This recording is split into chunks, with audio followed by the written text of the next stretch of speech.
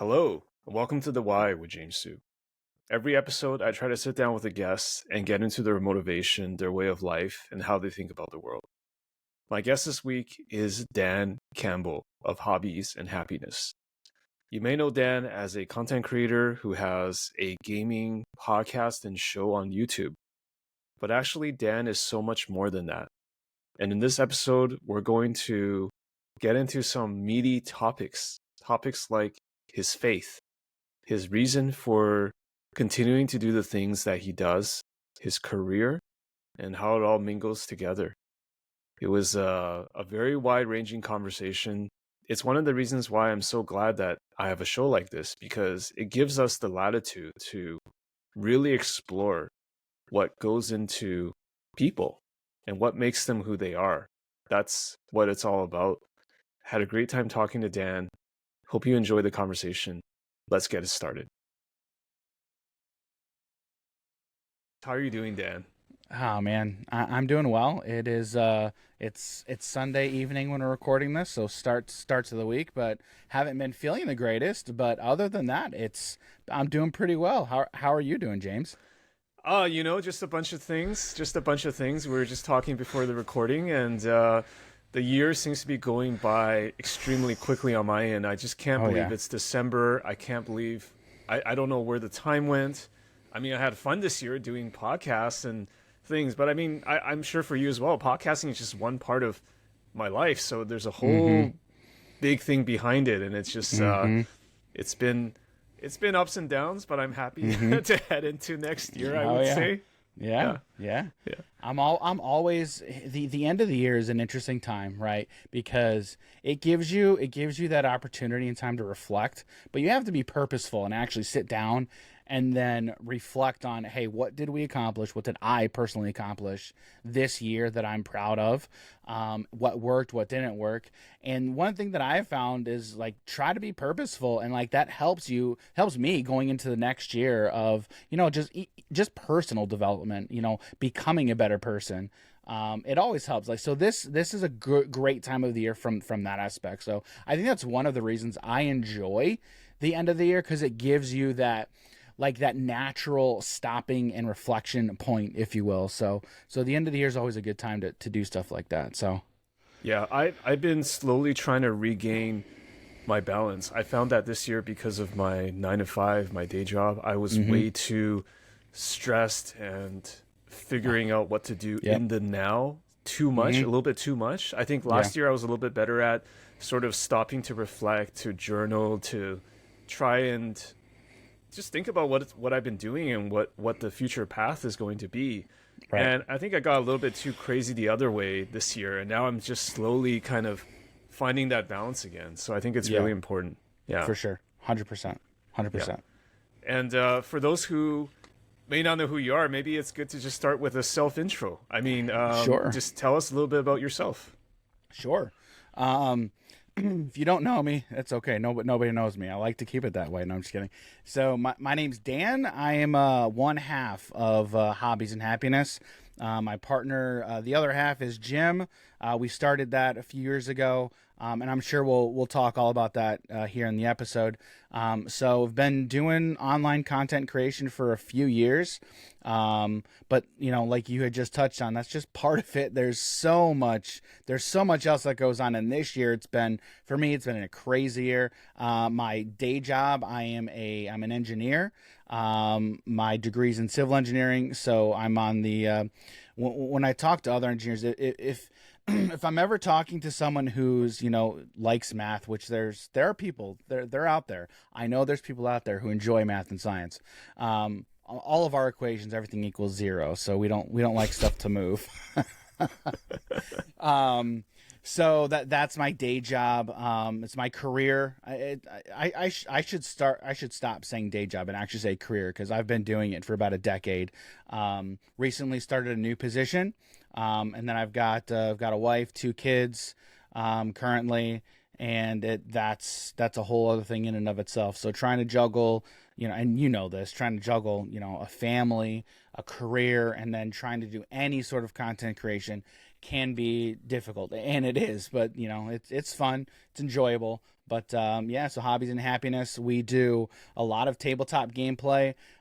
So it's mostly it's not digital stuff. We tend to do a lot of tabletop and mostly card games. So, and that's how Jim and I met each other, was over the table. And yeah, so we've been doing that for a few years, and then we've got plans. So that's a little bit about me.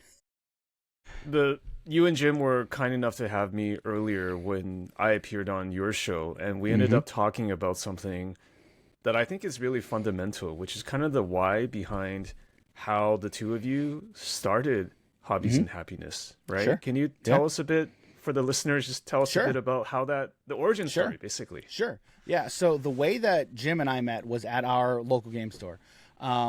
I don't know when I started going to the store if he was working there at the time, but he eventually started working there. He did a phenomenal job. I mean, he knows his knowledge of card games and honestly just a lot of tabletop. I mean, we specialize in card games, and so does Jim. He's got so much knowledge on any card game. And you get him going, he'll talk. So that's how we met. And the reason that I started going to the LGS was I wanted to start playing Magic. I had a family member at the time. It was actually my wife's cousin who was living here, and he was also big into tabletop. And he had a little bit more history with it than I did. He used to play. I don't know if you ever heard of the game Dice Masters. I had never heard of it.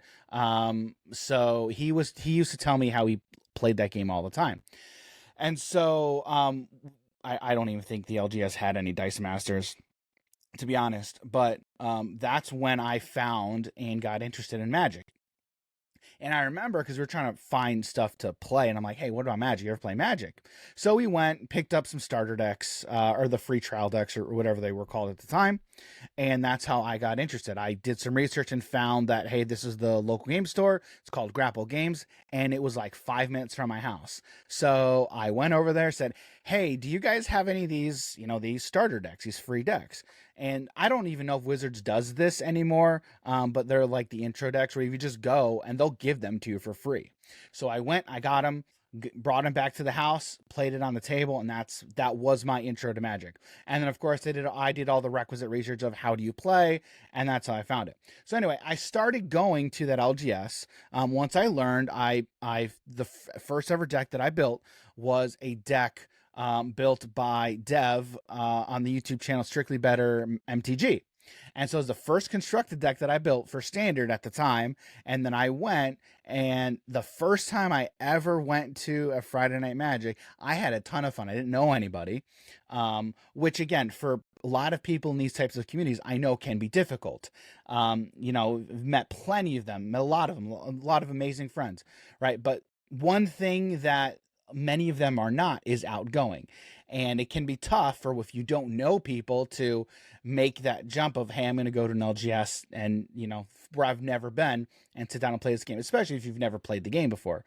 So I went, had a great time, and then I started going to that LGS, and that was where Jim and I developed our friendship. That's where we met. A lot of great stories of playing Magic at that store. Fast forward a few years to 2020.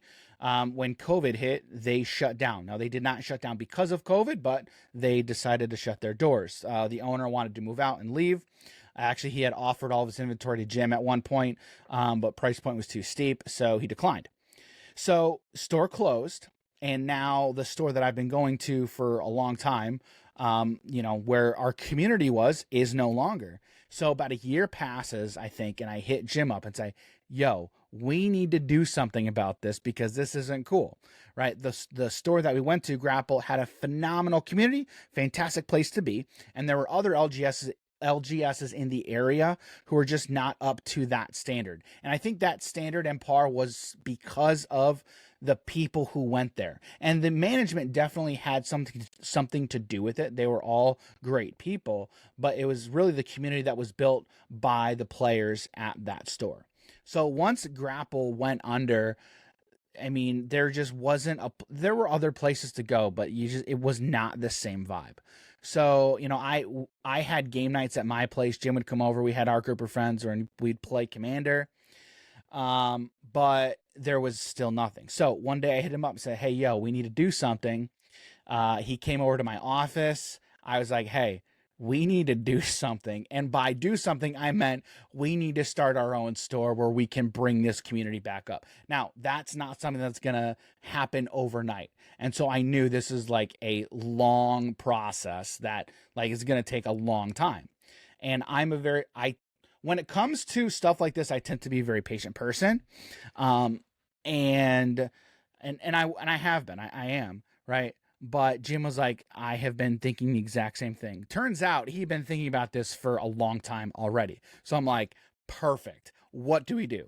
So we started by, we sat down, we had a ton of meetings and just talking about what our plans are, what we're going to do. So the first thing that we decided to start doing was do a podcast. So we started doing a podcast, started making content, because in my opinion, in our estimation at the time was we need to gain funds. We need to essentially fundraise to get money to where we can eventually start this business. And so that was why we came together, and that's kind of how we came to start doing content. The end goal is opening up our own LGS in the community to be that community for our local area.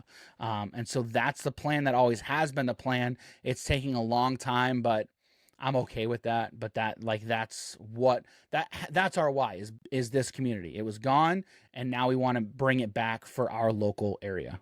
So got it. So the podcast is kind of a community building tool, and I have to assume that those in your community would actually tune into it as well, and they know that you and Jim are kind of working on this thing, and that you're trying to show your passion for games or tabletop games in general. Mm-hmm. Is that right? Essentially, yeah.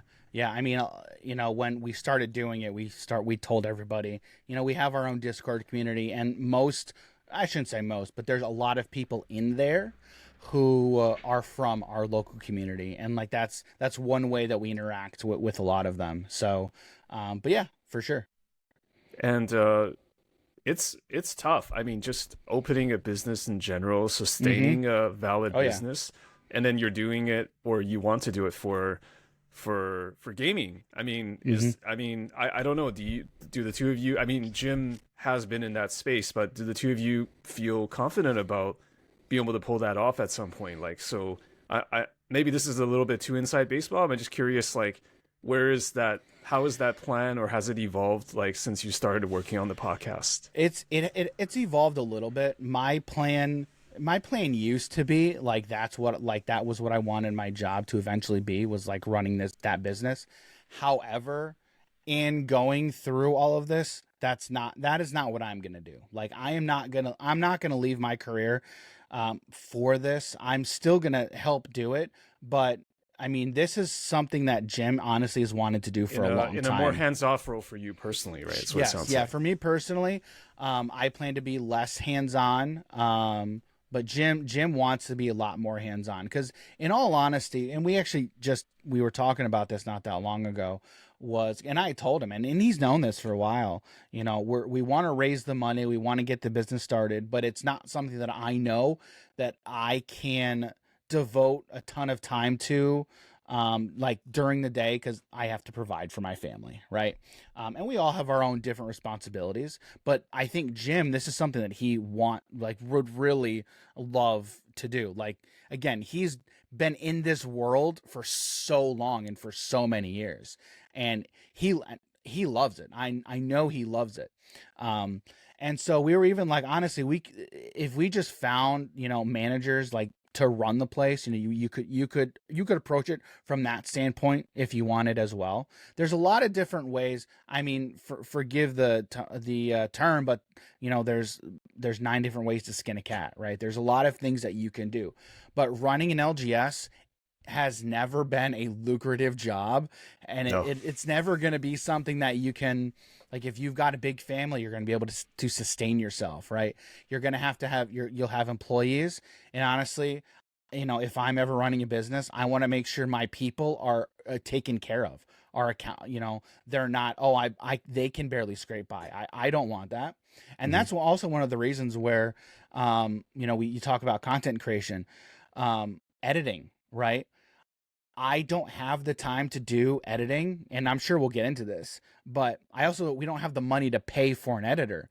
And like I'm not going to ask somebody to edit because I know it's a difficult job and it's time intensive, and someone's time is worth something. So I don't feel like I could say, "Hey, can you do this for free?" Right? Because it's worth more than that. Now, if someone's, and I have a hard time, sometimes I have a hard time accepting stuff like that where I know like it's a job that I've done and I know it can take a lot of time. I have a hard time just accepting something like that from someone without, paying them, because I know it's worth something. Like you could get someone to do it for a decent amount of money. Right. So, because of that, like my primary role and responsibility is to providing for my family. I want to do this other thing, however, it can't take away from providing for my family.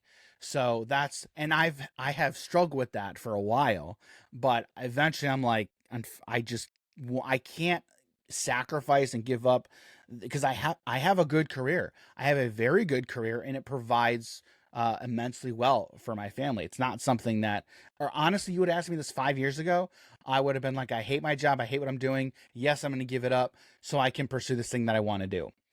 Well, it's a little bit different. Things change. Things Yeah, change all the time. things I mean, change. Right. yeah. Right. So going off of that, what it was where I pivoted to, okay, I still want to build this. However, if we can find the right people, hire the right people, then they could run it, run the day to day. And then we can, I would just be more of a hands off type of position. Jim, I think, wants to be a lot more hands on, because again, like this, honestly, it's his world and he loves it. So, and I'm like, all right, man, like if you want to do it, awesome. Like that's great. I mean, honestly, he even talked at one point about, like, I don't know, maybe if we got the store, I could just like have a bed in the back or something. I'm like, no, Jim, no. But like that, I think you saying something like that to me shows like some level of commitment of this. I think this is something that you kind of really want to do. Right. So, Right.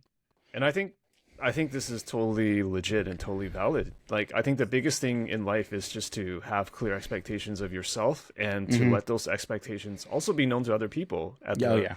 especially your business partners. I Mhm. think it sounds like the right thing to do is to kind of play kind of a more hands off, like a backer kind of role for you, and then just kind of figure out what your priorities are, as you said, with your career, with your family.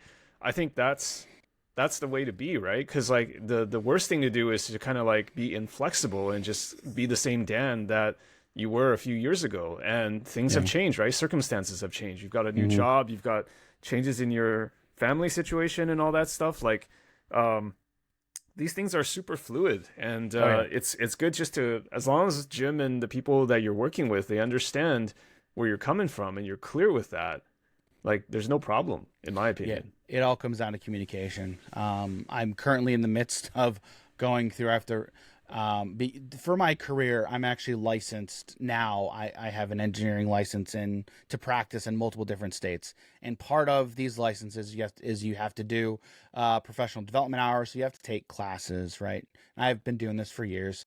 And one of the things that I knew this, but hearing other people say it just reinforces it in me. And I think the topic was something about building defects, different types of building defects, how to avoid stuff like that.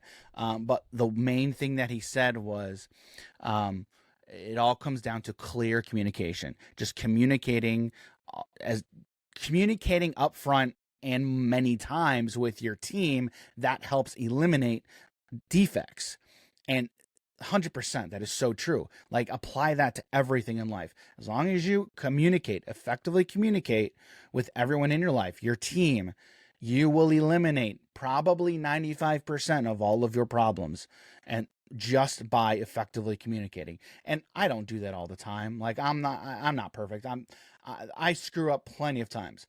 But if I look back and think about, if I'm honest with myself and think about the issues that I've had, probably many of them would come down to either a lack of communication or unclear communication.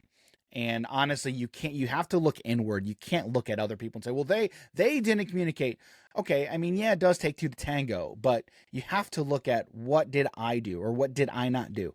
Anytime there's an issue that comes up, I've done this in my job for years. If there's ever an issue, the first thing that I do is I say, okay, what could I have done differently in this scenario to better affect the outcome? So what did I do here? And there were times where it's like, I don't think I could have done anything different to affect the scenario. So then my next question is, okay, well, if this comes up, how can I navigate this scenario a different way to positively affect the outcome the next time something like this comes up? So again, all comes down to communication, and then again, like I said, looking inward, that tends to eliminate a lot of those issues as well.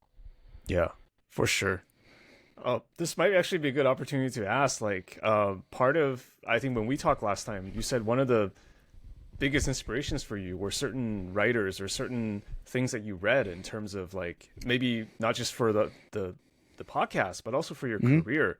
Can you tell me a little bit about that, and just kind of how you find inspiration from things that are around you, or authors, or texts, things like that? Sure. I mean, and honestly, probably the biggest thing that influences me is my faith, right? You know, I'm a Christian. I try to go to church. Like, today was Sunday. I stayed home today because I'm not feeling well.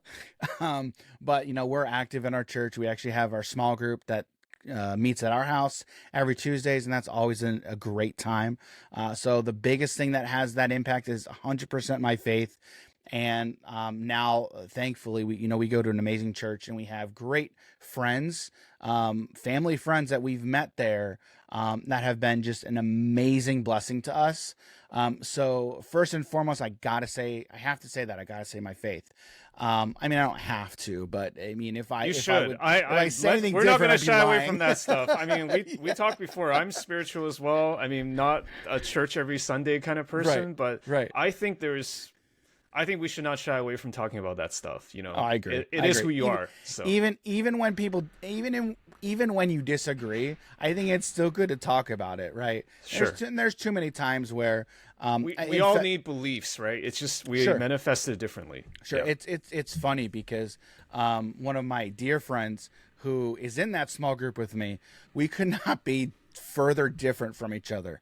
We might believe a couple of the same things. Like we believe the big stuff. I mean, that's what we would say, like in the faith, the big stuff we agree on, everything else we probably disagree on.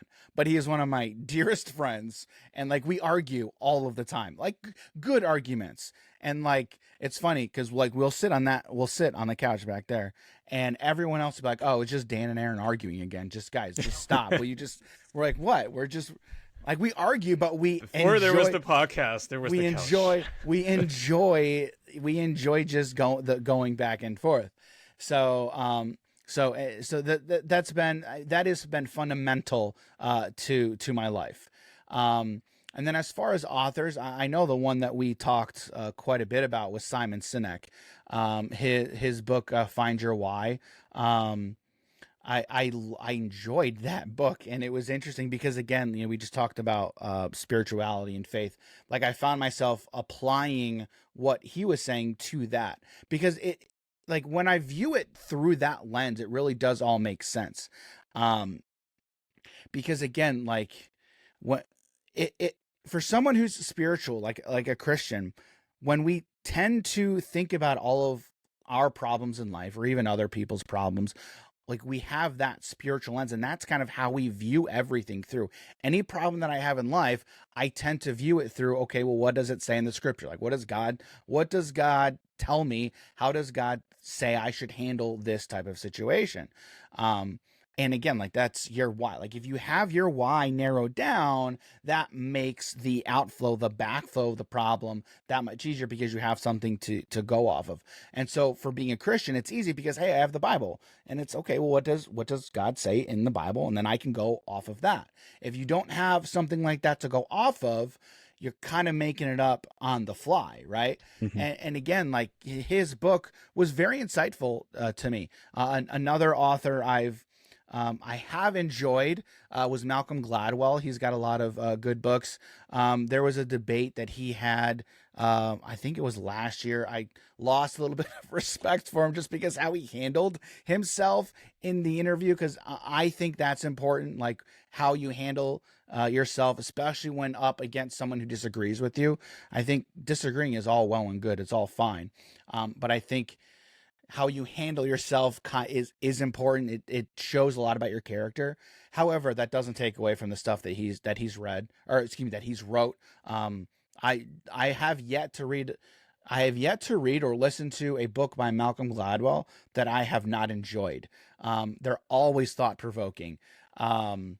I can't remember the name of the book, but it was one where they talk about hockey players and like how like their dates of birth or whatever. I can't remember the name of it. It's gonna come to me. Was it Outliers? Or, it was Outliers. That's what it was. I think okay. it was Outliers. Yeah. I've got a fellow Gladwell reader here, so yeah. He's done some really interesting stuff. Yeah. I enjoy listening to him because again he's the one reading it to you. So, and his voice is very interesting. I just like hearing him read his own books. It's soothing to me. I don't know why. it's always good when the authors read their own work, I think. Yes. I have not read I've read his books. I've not listened to the audiobooks, but he had some podcasts for a while, and they were also very well done. Yeah. He had some very well researched podcasts. Yeah. And by the way, this is something that I'm always conflicted with. It's like how much to separate the work from the artist or the writer. Yeah. Because like you said, maybe he didn't behave very well in a debate or things like that. You kind of expected more, but then it's kind of like for me, it's almost like sometimes with musicians too. It's like, what if the musician's a jerk, but the thing they make is actually really good, and you can interpret the lyrics on your own in different ways because that's music. So that's always something I struggle with. I tend to always try and separate the artist from the art. And again, that can be anything, like actual artwork, be that visual, digital, art, musically, anything. I tend to always try and do that because again, if I don't, then I'm found, okay, what am I going to have to say is okay that this person does to then say, okay, I agree with what they've done here. Now I can go enjoy their stuff. You can't, like, you can't do that. It's hard because nobody's perfect. I mean, look at Martin Luther King. Martin Luther King, I think, is a phenomenal example. I mean, he's an amazing, amazing man. Did some amazing work, right? And was he perfect? No, he wasn't perfect. Nobody. Well, there's one perfect person in the entire world. That was it. That's Jesus. That's it. But nobody's perfect. Nobody's perfect. So, and I think if you hold anyone to that standard, number one, you're not realistic. Number two, you're going to miss out. Again, let's just talk about art. You're going to miss out on so much artwork that is out there in the world that can be edifying to you and your soul, in all honesty, because I don't know what it is, but it's interesting. Like hearing an amazing piece of music or seeing an amazing piece of artwork, it does something to your soul. I grew up. My parents are very conservative. I grew up in a religious household, and I remember going to school. The only type of music my parents would put on in the car was classical music. Both of my parents are musicians, and I'm also a musician as well. Got it from them, obviously. But all they would ever listen to is music. Classical music. Okay, and I don't know, just hearing a piece played live in front of like the Chicago Symphony Orchestra. It is something to behold.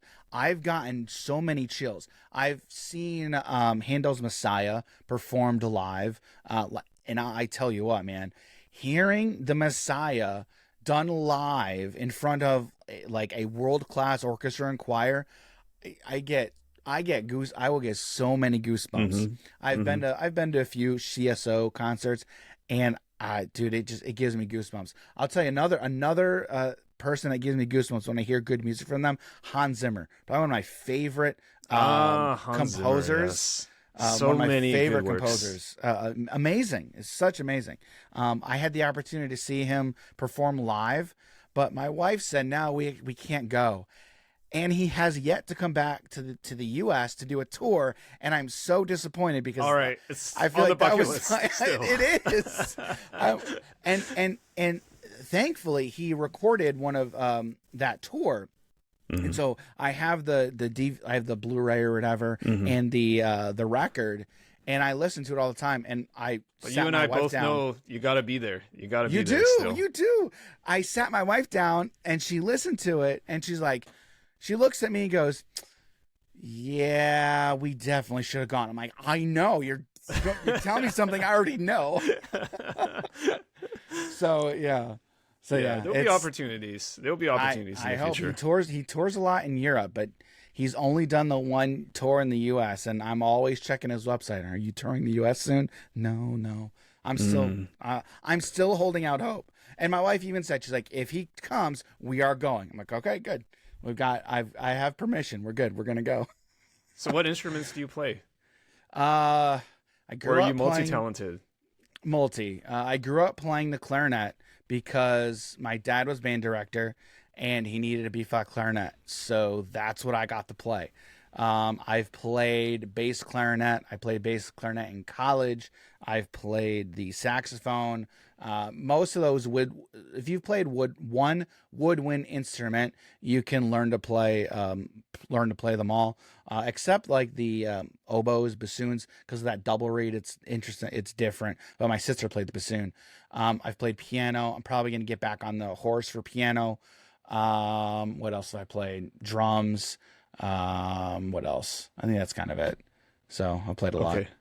Wow. Okay. You're speaking Greek to me because I don't play any instruments other than a brief fling with maybe the ukulele in elementary school. We got a piano here. My wife's trying to learn the piano. And it might be a good opportunity for me to learn as well, but it just seems so daunting for an adult to learn an instrument. Kind of like learning a language. It's super. If you don't have that background, it's super hard to learn. And that's the thing. It's like I feel like I have a good base to build off of, you know, because I went through all that training. I have a good understanding of at least music and musical philosophy, like musical theory. Philosophy. Musical theory. Yep.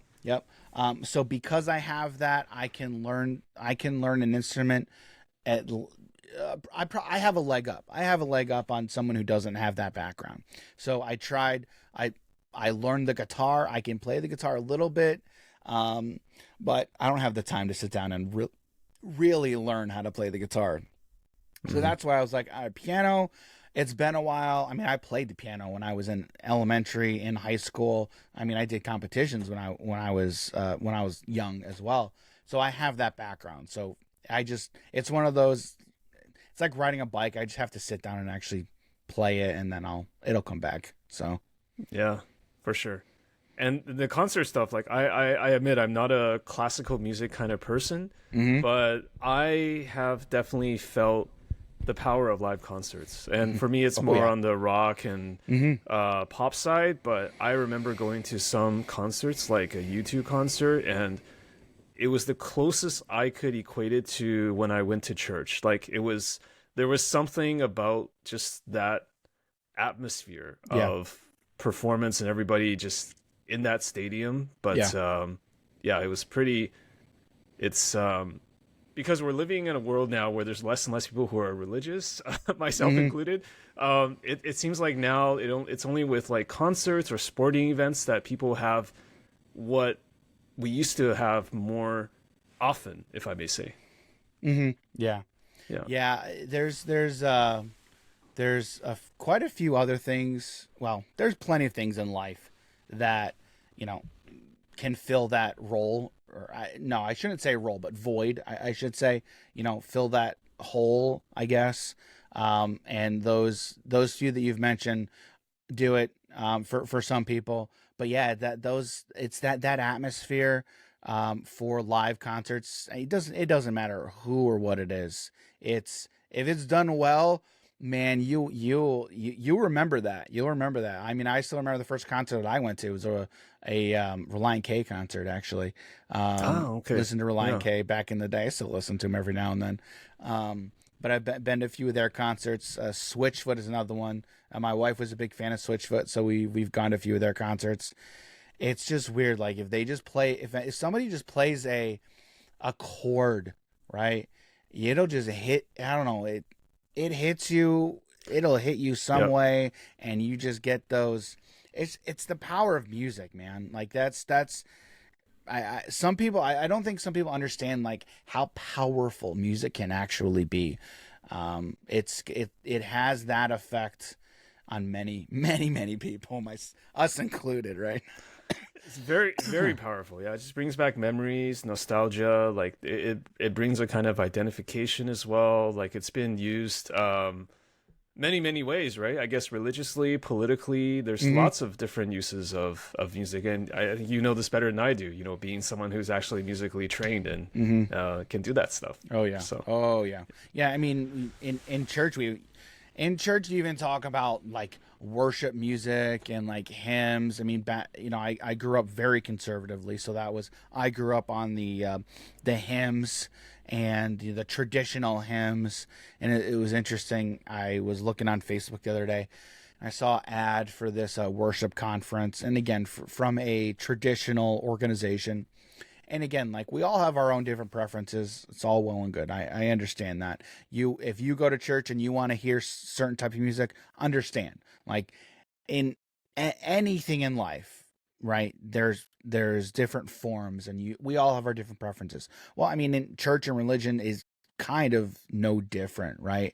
And so the whole music and church thing has been a hotly discussed, debated thing in the church for a long time. And it was interesting because this conference was about traditional music and wanting to maintain the I shouldn't say the purity of like hymns and the traditional music, but trying to convince churches as to why they should adopt hymns and the traditional music and why it's a good thing. And again, I look at that and then I go, okay, I can understand your convictions, but then again, I go and look at the text and say, okay, well, what does the text actually say about this? And I'm fairly confident that my position when it comes to music in church and doesn't have to be, it all has to be this traditional way. I don't know. I get on so many tangents, James. I'm sorry. no, that's totally cool. I mean, my podcasts are always about tangents. I mean, if we don't go Oh on yeah. tangents, and Oh I'm yeah. encouraging you to go That's on true. tangents, so it's not even your fault, really. Yeah. So Yeah. anyway, I saw that and I'm like, come on, guys. Like this to me, it's a preference. And too many people, again, like when we talk about church and religion, too many people harp on preferences. As long as you agree on the main points, the big I shouldn't say talking points, but the tenets, for lack of a better term, then everything else, as long as you recognize, hey, it's a preference, let's show grace to each other, then it all should be well and good. And people have a hard time of showing grace when they are approached with someone who disagrees with them. If it's a big thing and we're both on the same side, okay, yeah, that I think that deserves a discussion, a good discussion.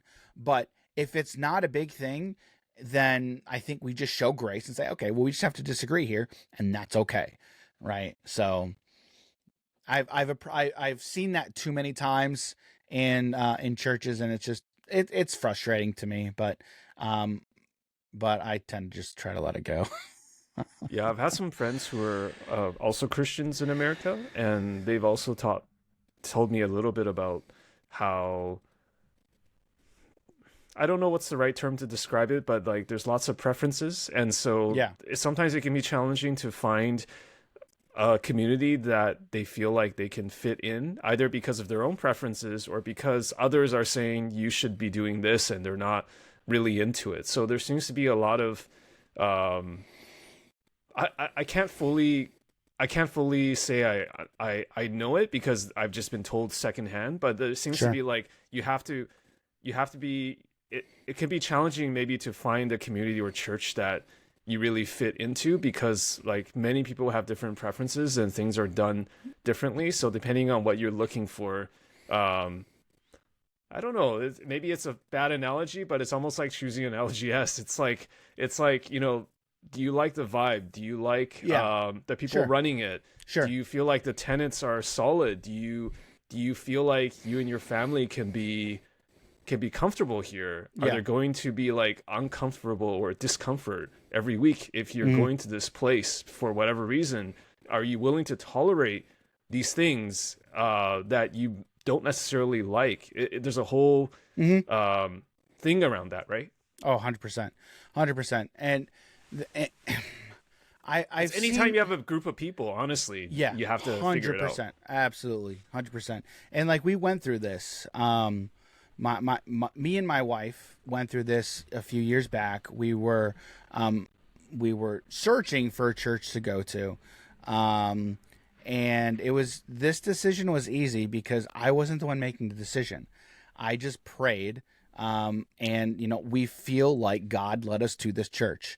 When I talk to someone who's not religious, right, or is not a Christian, doesn't believe in God, it's they have a hard time understanding like what when I say something like that, like, well, that doesn't make sense. I get it. I know it can't feels like it can't make sense.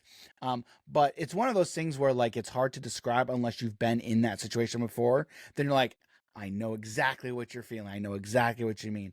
That's kind of that's probably the best analogy I can probably give. But yeah, we were looking for a church because we didn't feel like we didn't feel like we were happy. We were in church. We didn't really have any big theological issues or there weren't any big theology issues from where we were at. We just didn't feel comfortable. We didn't feel like we were at a place where we could raise our kids when we didn't feel like our kids had much to grow up with in if we stayed there in that church, in that environment. So we started looking. We came across this one other church. I wouldn't say kicking and screaming, but I took my time because I was working part-time at this other church. And we were very serious about it. Like it's one of those things where I take decisions like that seriously because again, like it's a big decision. So, we prayed about it, and in the end, we felt like, God honestly calling us to this church, and that's where we ended up going. And I was extremely confident in that, and that was why we ended up leaving. But again, it wasn't a choice that I made. It was we felt like I felt like it was something we had to do. And so, we've enjoyed our time there. We've made so many good friends. And, like I was telling you, we host small group here. Our kids have a lot of friends there. It feels like for lack of a better word, it's been a great community for us to grow up in. But again, like when I look back at how I grew up, it's a lot different because this church, so this church is technically a Baptist church. However, if you go to another Baptist church, who is much more traditional, probably be a little bit different, right? We don't have very traditional music. It's more modern, and that can be a stickling point for some people, like we talked about. But it's also weird too. Like you talk about being Christian in America. It's so crazy. Like I feel extremely blessed to be in America, because I'm free to, we're free to practice any religion that we want to. And when I'm driving down the street, it's crazy. I If I go to church, I feel like I pass probably 15 to 20 other churches along the way. Mhm. It's absolutely crazy. And like that's a good thing. Like don't get me wrong, I don't think that's a bad thing, but it's just kind of crazy. Like we have so much choice, in the US when it comes to that. And some people think that's a bad thing. I kind of think that's probably a good thing. But again, I think if you're going to be going to church, just find a good one, as long as they're, preaching the right stuff. And, yeah. Is it possible that having so much choice creates unnecessary divisions? Like I'm almost thinking like it could be again, this could be a terrible, terrible analogy. I apologize in advance, but it's kind of like, good. Okay, maybe we all love gaming, right? I'll use a gaming analogy, but then we're debating whether like the PlayStation is better than the Nintendo or something like that. It's fun. It's in the end. To say that. Oh, really? Okay. Yeah. So I don't mean to cut you off. I'll finish. Oh no, that's all I was gonna say. That's all I was gonna say. Yeah, I'm gonna stop my terrible analogy right here. So no, it's hilarious you say that, because I was on Facebook. I think it was Facebook yesterday, and I saw an ad for a church, but it's not a church that you would traditionally think. It was called like, and now I'm gonna have to find this because it's gonna kill me. But it's like basically it's a church for gamers and nerds. And so they do Twitch streams, and it's just online. And so I'm like, oh, okay. I get it. I get where you're coming from. I like it. I like where you're coming from. But again, I would go back to the text and say, like, to me, that I would not want to do, I wouldn't want to be part of this community where I probably have a lot of the same thoughts and ideas as many of them. When it comes to church, God does tell us in the Bible that, don't forsake the people. Basically, for lack of a better word, grouping up together on a Sunday is what God wants us to do, like in person. So the unite, whole to band, sure. Yeah. So the whole virtual church thing, people just phoning it in, for lack of a better term, it's great, like for visibility. It's a great marketing tool, but as Christians, we shouldn't use that as place for, I went to church today when I just watched a sermon online. We are. God does want us to join together in the flesh, right? And again, like if you think about that from a human standpoint, right? I get so much more out of a community, out of people, when I go and I meet them in person and I talk with them versus, oh, hey, I'm just going to sit and watch this thing online. Like it does so much more good for you. Like forget about the religious standpoint. If you think about it from a human standpoint, it makes sense because we all know what it feels like when we sit and talk with someone in the flesh. Again, like if I go to MagicCon Chicago in February, I think, I mean, I would love to go, but I will have so much more fun in person versus, hey, I'm just going to watch this thing online and watch these people have a good time, or somebody's talking at a conference or whatever.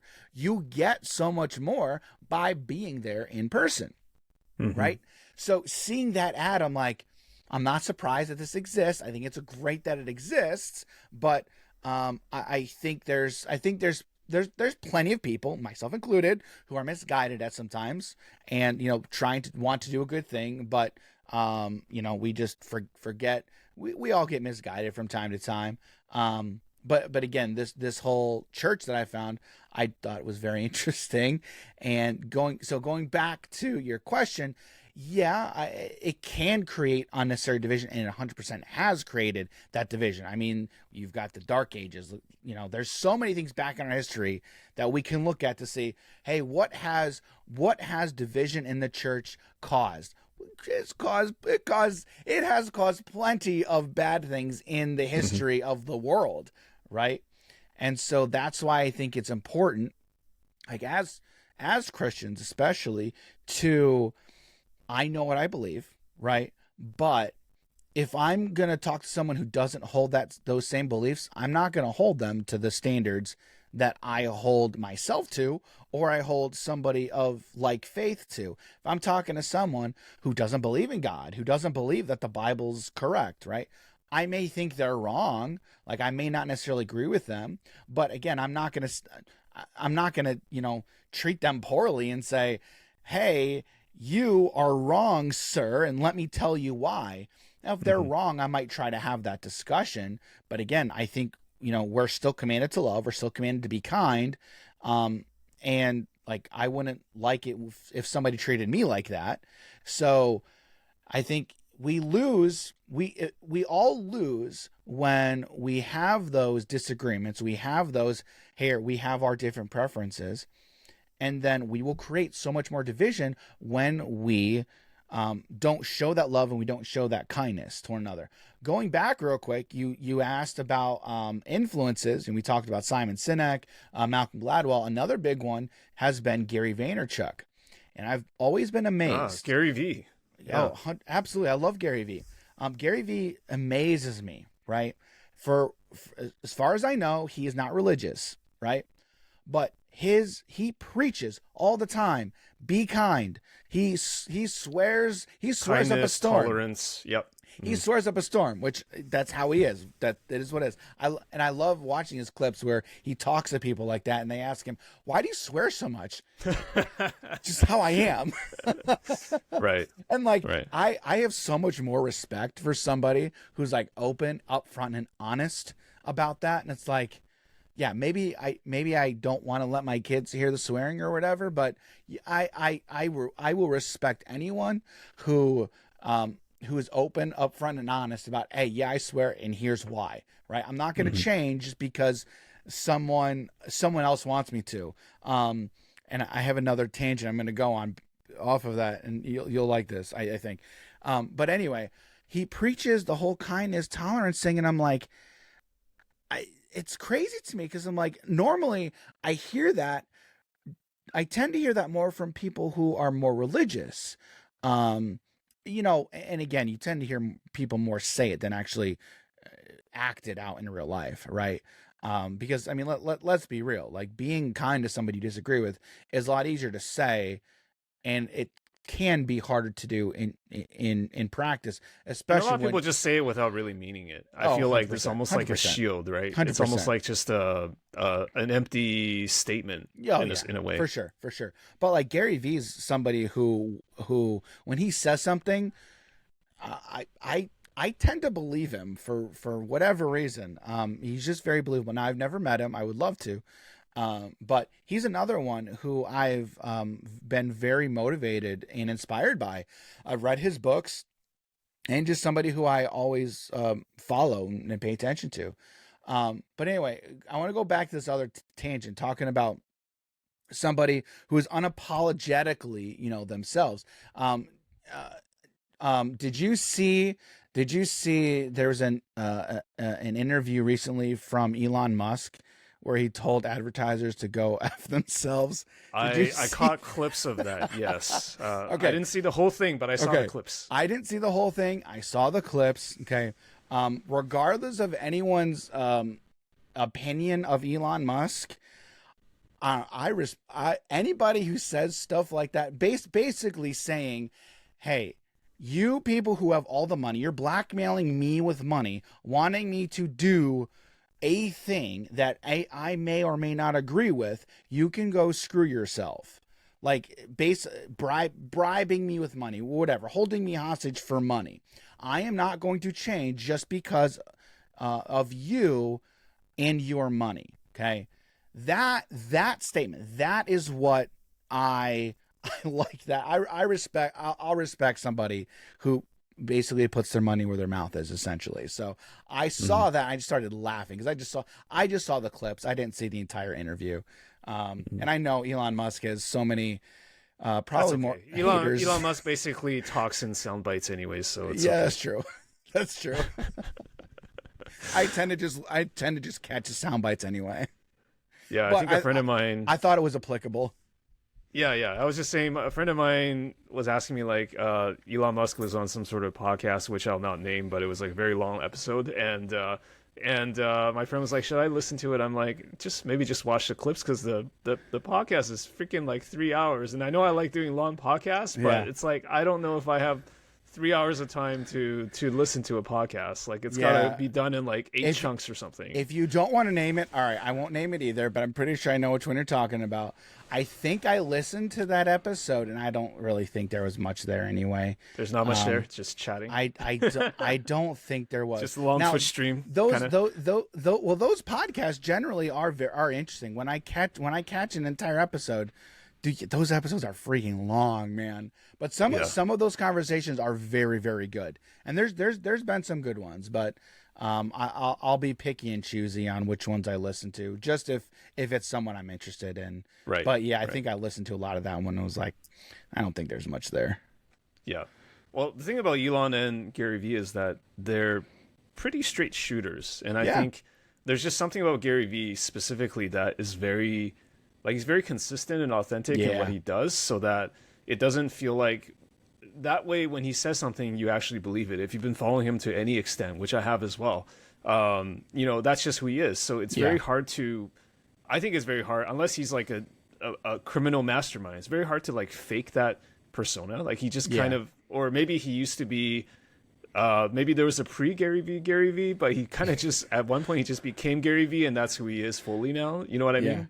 Well, I don't know if there's a pre-Gary Vee. Pre-Gary Vee might have been when he was selling wine. But even when he was doing that, he was Gary Vee. Yeah, he was himself. He was still himself doing his thing. I mean, and he'll show all of his old clips and stuff, and he's like, like he doesn't hide.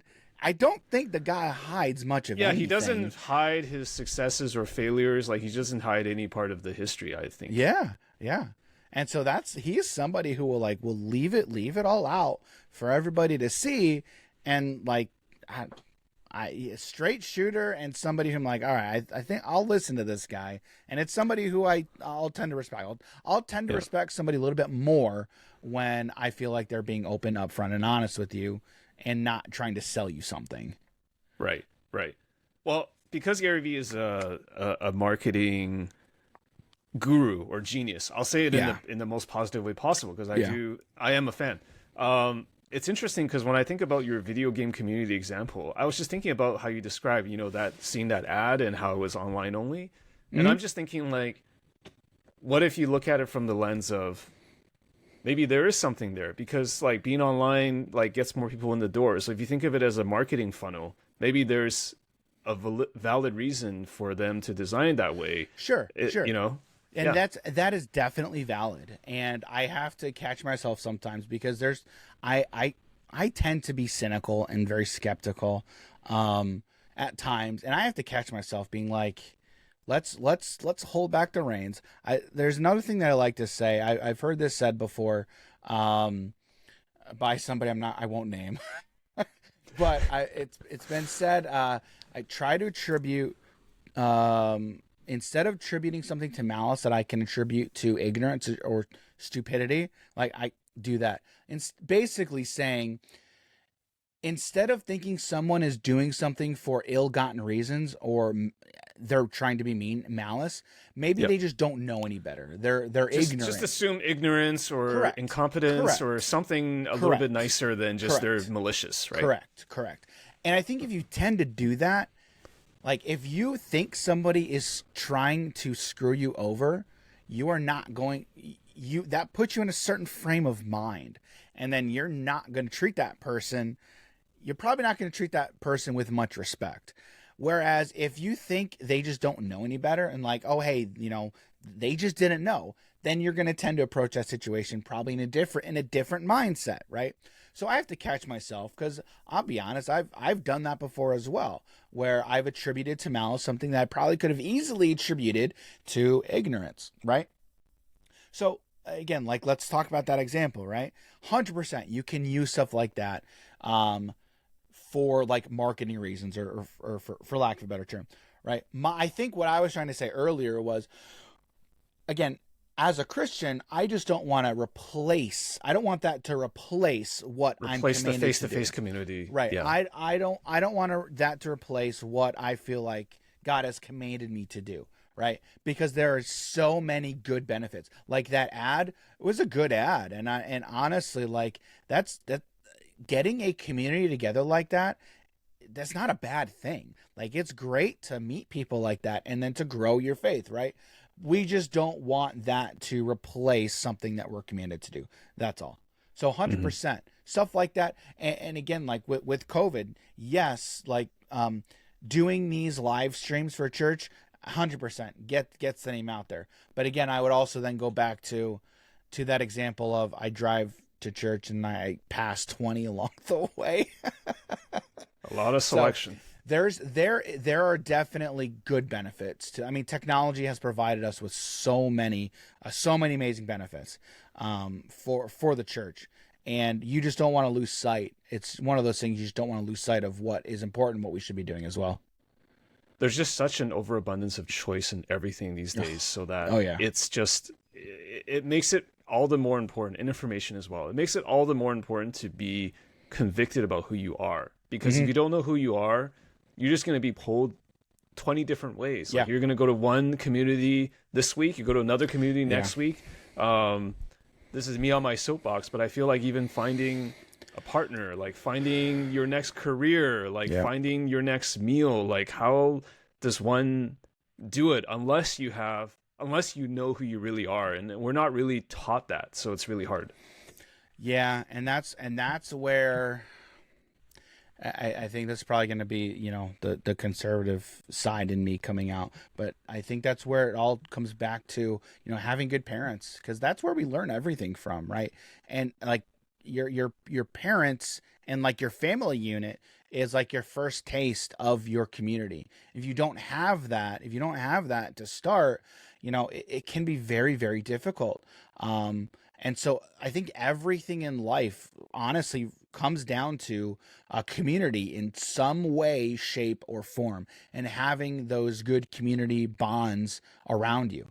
I feel extremely blessed because, I have my amazing family, got my wife, my kids. Just down the street are my in laws. Just down the street are their parent, or her, my mother in law's mom, got aunt and uncle down the other side of the street. We have so much family here. And, there have been issues over the past few weeks where, my in-laws watch my kids all the time. And I don't have to get babysitting. I don't have to do any of that because my grandparents, my in-laws, do that. And it's been such an amazing blessing having them right down the street, right? I Because think. you trust them. You trust that they're a good influence on Oh, your children. absolutely, yeah. I don't know what we would do if we didn't have, them right there. It would be a lot more. It'd be a lot harder for us. And I know there's plenty of parents every day who, do stuff like that. They'll send their kids to wherever, right? But it's been, and I all credit to my wife, because when we got married, it was, we're not going anywhere. We're staying right here. I'm like, are you sure?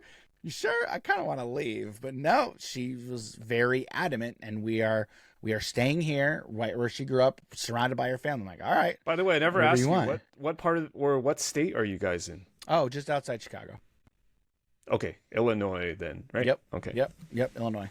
Yep. Okay. So, Okay. so yeah, that was her from day one.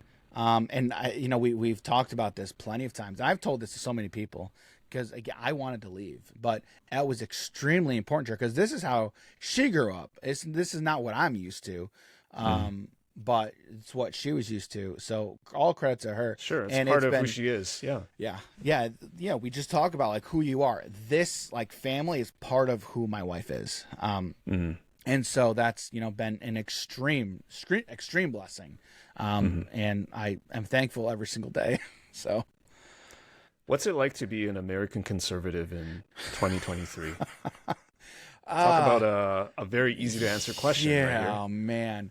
Well, I I don't know. It depends on who you talk to, right? We're all in our own echo chambers. Everyone can be in an echo chamber, right? And I think Twitter tends to be echo chambers as well. Like if you're just on Twitter all the time, you want to be on your side where everyone agrees with you, or you want to be dunking on the other side. And to me, I don't like that. I mean, again, being a Christian, I've had my problems with certain conservative outlets who all they tend to do, and this is both sides, right? But all they tend to do is look at what this person did, and just again the whole dunk on the other side, and like just the constant negativity, and for lack of a better term, mean-spiritedness, right? I've always been I've always been of the opinion, especially when I'm talking to someone online, and for the most part, I don't have these types of conversations online anymore because they're not fruitful. They're not productive. No, they're not productive. And if I'm having a conversation, the reason for my conversation is to have a productive conversation. Those don't happen on Twitter. They don't happen on Twitter. Anytime I've gotten involved with a conversation, it's been explaining or essentially trying to explain my position. For the most part, people on Twitter don't want to hear it. They think they have their side, they know what they think, and they're just going to tell you why you're wrong. And so they tend to not be fruitful conversations. But the one person I've had the most frequent conversations with is, again, I talked about my friend Aaron, who's in my small group. We have conversations all the time.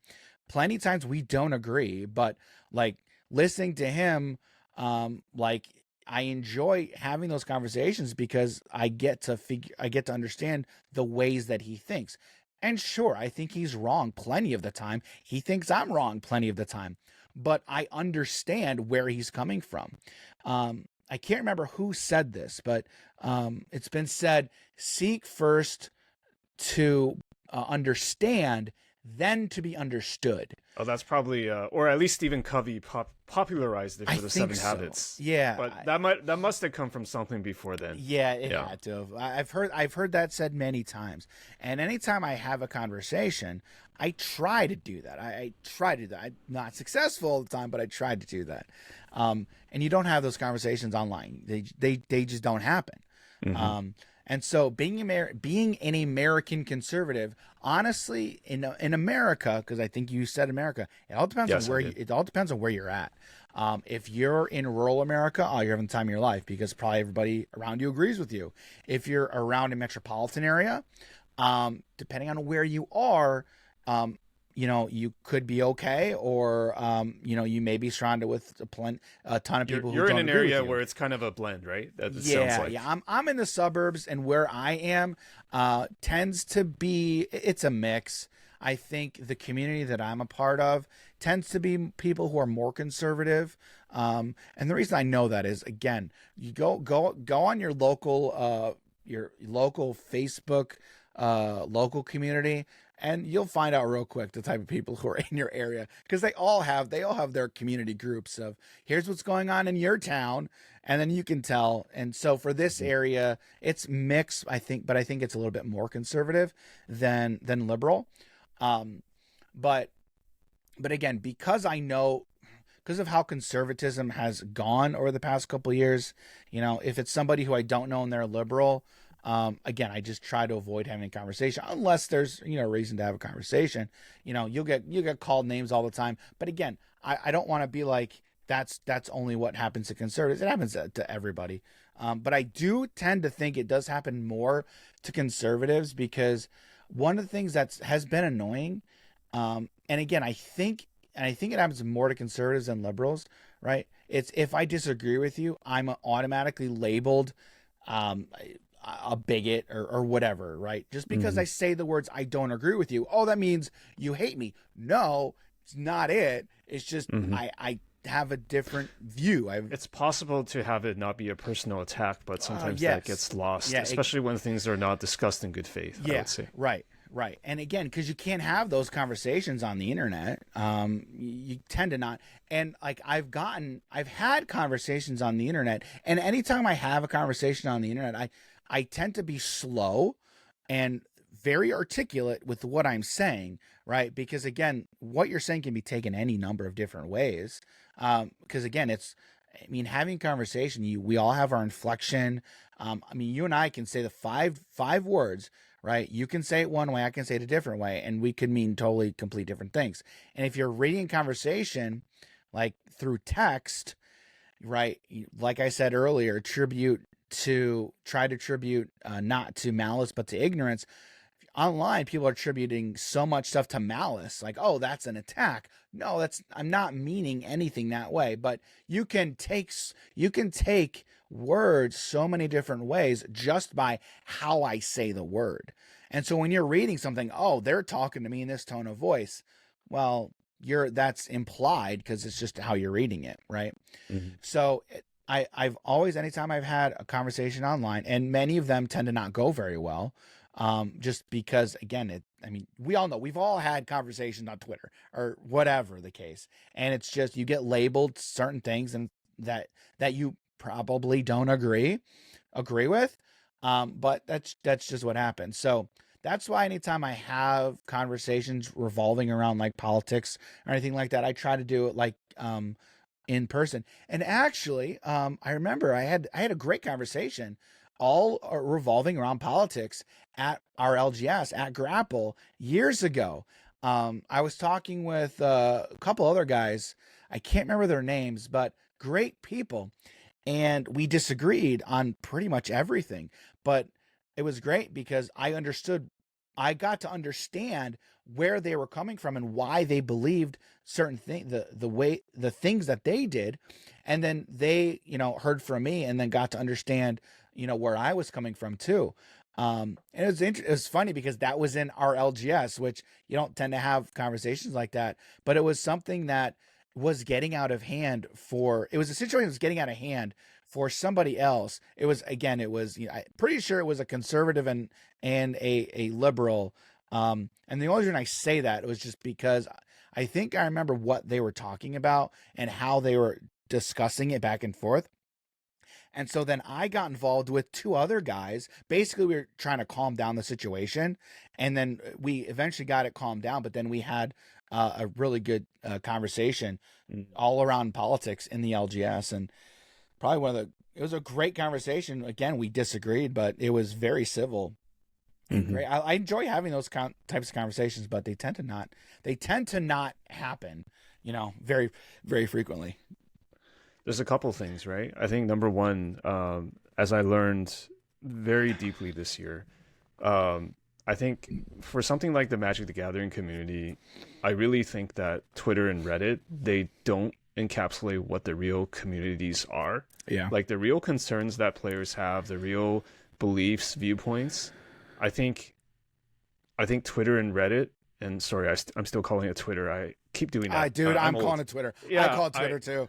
Yeah, it's gonna be Twitter. Old habits die hard. Yes. And it's just that there is just such a small microcosm of actual Magic the Gathering community concerns and discourse. Yeah. And so you can't take any of that as like, this is what the majority of Magic the Gathering players believe, let alone this is just like a small subsection of Magic the Gathering players in the US, and Magic is a global game, right? Right. And those voices are often not included here at all. Yeah.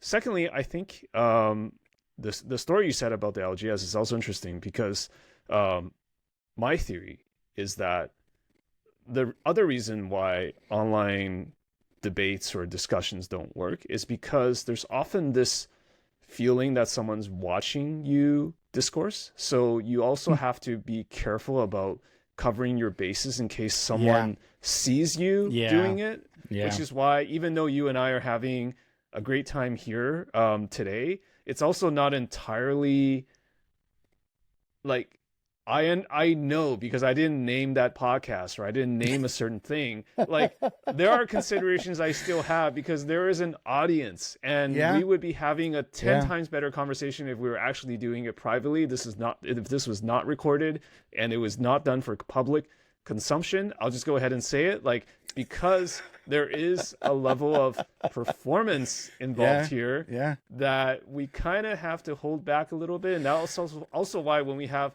intense debates, it's harder to do online or on the internet. Yeah. Well, it's funny you say that. When we end this call, or when you hit the record button, we're probably gonna continue this talk a little bit. But we could. But it's interesting because it's interesting you say that, right? Because I mean, I've never shied away from my faith or my beliefs in my content creation. I tend to be very open with it. And again, I try to treat everyone that I come in contact with respect and dignity, whether or not I agree with them, right? And I think that's very important. However, we had somebody on the show at some point. I can't remember when they were on the show, but they reposted the episode and somebody replied to that and was like, how do you feel about going on their show when they're basically a Christian and I can't remember what word that he used, but basically he's a conservative Christian. Why did you do that? You know what he thinks or he believes. That I think that was the intent, right? Again, I don't really know, but that's pretty much what was said. So it happens. And again, there's probably people who don't consume our content because I've said stuff like this, and that's okay. That's fine. Like I'm not, my goal isn't to be, huge or anything, right? But again, I'm not going to shy away from who I am, and what I believe. And honestly, like I'm never going to shy away from Christianity and, telling anyone I can about it as well. But yeah, there's definitely always that bug in people's ear, and you're always thinking about stuff like that. However, again, I try to not let it limit me on things that I try and say as well. But it's something you're never going to be able to get away from in the 21st century, I feel like. Now let's talk a bit more about the podcast. I think you and Jim have been. Is it episode 120 now? Have you guys done more, or are you around that ballpark? Oh man, it's interesting you bring this up because it's funny. We actually so the episode isn't live yet, but we're on episode 112, and that is going to be our last episode for us for however long it's going to take. But what we're Hobbies and Happiness, we're changing things up a little bit, because what we found, I talked a lot about, responsibilities. I mean, I've got so much going on in my life, and Jim does as well. And we have other content that we want to make. So one thing that we found, right, is I haven't really been able to make the kind of content that I kind of really want to make. And we've kind of lost that a little bit. We've gotten away from it. So the one thing that we found is we've always been prioritizing the podcast, which isn't a bad thing, right? It's just when you do, we don't have the time to like meet up as often as we would like to, I guess. But when we have the time, it's like we only have a certain amount of time, right? And so it's always whenever we've gotten together. Yeah. It's like, all right, let's do the podcast. Okay, well that took an hour and a half. Okay, now we don't really have Jim. You got to be at work in 3 hours? All right, I guess we don't have much time, because he work his hours essentially are from like 4 a.m. to 12. So he's got a completely different schedule, which throws another wrinkle into it. So as much as we've enjoyed doing the podcast, we're putting the podcast on indefinite pause. And then we're going to continue creating all the other type of content that we've been wanting to create. And that's been a whole process, but and I'm sure we'll get into that here in a little bit. But yeah, I couldn't believe we got 112 episodes. It was crazy. I didn't think we'd get past 100, to be honest with you, but it's been great, and I've learned a lot with the podcast. But yeah, it's hard. It's fun. But yeah, there's 112 episodes. Been great. I didn't mean anything by my initial statement / question other than to say it's amazing that you made it past 100, because that is quite an achievement. I think there's a stat, like most podcasts don't go beyond 3 episodes or 5 Which episodes. Is crazy. That's insane to me. That's unfathomable to me. Like, if I'm going to do something, I'm not going to, I think you feel the same way too. I'm going to go all out on it, right? I'm going to try. I'm going to do it. Try. I mean, I don't know if you've seen pictures of the studio that I've built here, but it's like this is like my philosophy. If I'm going to do something, I'm going to do it. I'm going to do it right. Yeah.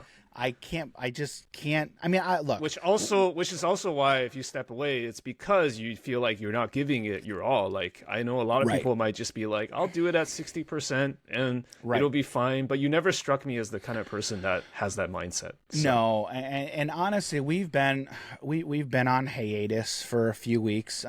Honestly, since I took my new job, it's been a transition. Which honestly, any new job, it's always in transition. It is. Right.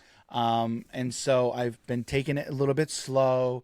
And then I have to figure out what, my new schedule is going to be like and how that fit into everything. With my old job, it was easy. Like I pretty much knew what I was doing day in and day out. So it made planning and timing things super simple. Right. But with a new job comes new change. Right. And so, we've been on break for a little bit. And so that was the reason for that. And I've always felt, and we've taken a few breaks. One of the breaks we took was because I moved, right? Like we can't really make content, when you're moving, but anytime we've taken a break, like I've just felt bad because it's like commitment to me is a big thing, right? I'm not going to commit to something if I don't feel like I can hold up that commitment. And that's something, I get on my wife about all the time. I harp on my kids about. Oh, Sure, Dad, that's a core value of who you are, right? 100%. Dad, I want to do karate.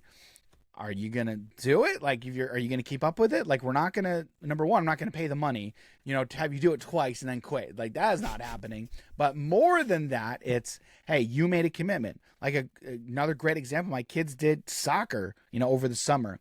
It's like, oh, hey, well, we want to go. Can you come over? Can you drive to my house on Saturday and stay the weekend? No, we can't. My kids have soccer, made that commitment. We're not going to do that.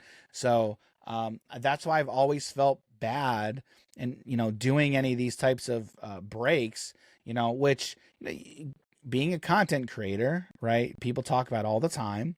But for me, yeah, it's helpful. It's needed at times, but it's just weird. It's just a weird feeling for me taking a break when, I said I was going to do something. It's just weird. Yeah. Yeah. I mean, it just comes back to priorities, your focus. And, I need to ask though, like, what is the content that you want to make? Are we talking about like Christian talk radio or something, or? No, I think you're pretty good at it. It's actually funny. I've had plenty of conversations with, like, I help with the media stuff at our church. I actually help do a lot of the live streaming. I help do sound and whatnot. So I help do a lot of that stuff. But no, we're still going to be doing the stuff, the content that we've been doing outside of the podcast. But one of the things, I talked about editing, right? And this post-production, doing editing, that takes time. It takes so much time, right? I would just love to be able to do a recording. And then if you do the recording, hey, that's it. You're done. That's all you need to do. Wouldn't that be great? And so what I've been working on for a long time is ways to make that actually possible. And so essentially it's going to be very similar to, we want to do live streaming, but, back up a little bit, like actual gameplay. We've done gameplay videos plenty of times on the channel. So we want to get back to that. And then also do like deck techs and whatnot. Probably not, spoiler content because spoiler content, is very time consuming. When you're in spoiler season, it's like, oh, hey, every day you've got new stuff. And we found that, that's a little too much. And then you're kind of beholden to someone else's schedule. That's tough. Yes, 100%. And then like for people in the Magic community, like I don't get how Seth does it. I saw that you interviewed Seth. I've talked to creators who do it, and they're telling me how, I don't want to put words in their mouth, but it just feels to me always there's a vibe of like, this is incredibly stressful. I have to be around the clock all the time. Yeah. I kind of have to do it because this is the game, and you can choose not to play that game. Yep. Yeah. So I saw you interviewed Seth, Saffron Olive. We had actually reached out to him a while ago. But he seems like a super, super, super awesome guy. But he is. He does He's a machine though. He is. He does it full time. He does it full time. That's literally his, job. 9 to 5, probably longer hours. Oh yeah, that's his job, and I don't get it. I don't get how you can do that. Playing Magic, where the joke used to be it's always spoiler season, now it feels like it literally is always spoiler season, right? So anyway, we don't want to do that. We want to do stuff where I can control the schedule. And so doing tabletop stuff is a lot harder, right, than video game, like digital, because, again, that's a whole lot easier where you've got everything here right on your screen. But live, we've got like 5 different cameras set up. And then my whole thing with doing card game content, my biggest pet peeve when it comes to watching someone play a card game is I can't see what is that card do. Mm-hmm. I hate it. It's the zoom, it's the glare, it's like 100%. You just can't follow. 100%. I hate it. And so I'm like, if I'm going to do this, I'm going to do it right. And so overlays, you need like some So stuff. Basically, one of the things, and we showed this off actually a little bit ago, but I have a friend of mine who's a computer programmer, and he helped me, he built a program for me that basically it's hooked up to our microphones and listens to our speech. And then if it hears the name of a card, it will put that card up on screen. And so, because what I would used to do with a lot of gameplay videos is I would do all the editing, bring all the editing in, right? I would bring all those cards in, scrub through the footage, add the card in at X, Y, and Z. Well, this program does it live. And so I was super excited to get that because, hey, that eliminates having to do that in post-production. And so one of my things has always been I'm a stickler for quality. And so if I'm making something or I'm building something, my standard is like here. And that doesn't really YouTube doesn't really what's the word I'm looking for? Prioritize that, right? You're normally told if you want to do really well on YouTube, done is better than perfect. Well, I probably have a little bit of OCD. I have always thought my dad had a little bit of OCD. I'm 100% my father, and I probably have a little bit of OCD, and I tend to focus too heavily on the details, and that negatively impacts performance sometimes. And so, but it can be good too. You have to. It can be a balance. Good thing. You need a balance, and I tend to focus more on perfection than the other side of let's get it done and get it out. But the thing that I'm building, and I'm in the process of building, and I'm just about done. We really want to get this up and rolling. Is basically building a live stream setup for tabletop gaming with all these different overlays and make it look good, make it look nice, but also make sure the viewer can see the table, can see us, can get all the good views, but they can also see the cards and they can read the cards. And so I'm building all that. That way I can essentially do all that editing live. Basically, it's a live production, and then now, hey, it recorded the final piece of footage. Hey, now I just need to add maybe some audio, some music, and then I'm done. Yeah, there isn't a crazy amount of post production. Right. I'm trying to do a lot of that work up front. That way, I can eliminate all of the post production on the back end. So it's been a lot of work on the front end, but I think it's going to be worth it. When I don't have to sit down and edit something, for hours upon hours. Because I'll tell you what, dude, there were times where, I was up till 2, 3 in the morning getting a piece of content done. And then, okay, now it's ready to post for the day. And honestly, like with doing the podcast, it's, I just felt so pressured to make sure the podcast was done so it can be posted on Wednesday. Okay, now I have to do X, Y, and Z to get that done. And now I just don't have time to do, any of these other videos. And then, oh, by the way, okay, now I have this other gameplay video that I need to sit down and edit. And then it would just take me so much time because don't get me wrong, I enjoyed the editing process. It's fun. It's just so time consuming. It just takes time. It takes so much time, and if you don't have a team behind you to make amazing quality content, right? Like, Jimmy and Josh with the Command Zone, like they make some they make some amazing gameplay content, right? And I've looked up to them for years. But, you know, if you're a one-man show or two-man show, you can only do so much, and it takes a lot of time. So, you know, right now it's like, you know, we want to get back. I want to get back to playing the games. I want to get back to playing the games where the joy of tabletop, right? Yeah. And one of the things that we're probably going to focus a little bit more heavily on is probably going to focus a little bit more heavily on Lorcana moving forward. Never wanted to do much Magic content. There's a lot of amazing Magic content creators out there. But again, you know, it's always spoiler season with Magic, and not something I wanted to touch with a 10-foot pole, to be honest with you.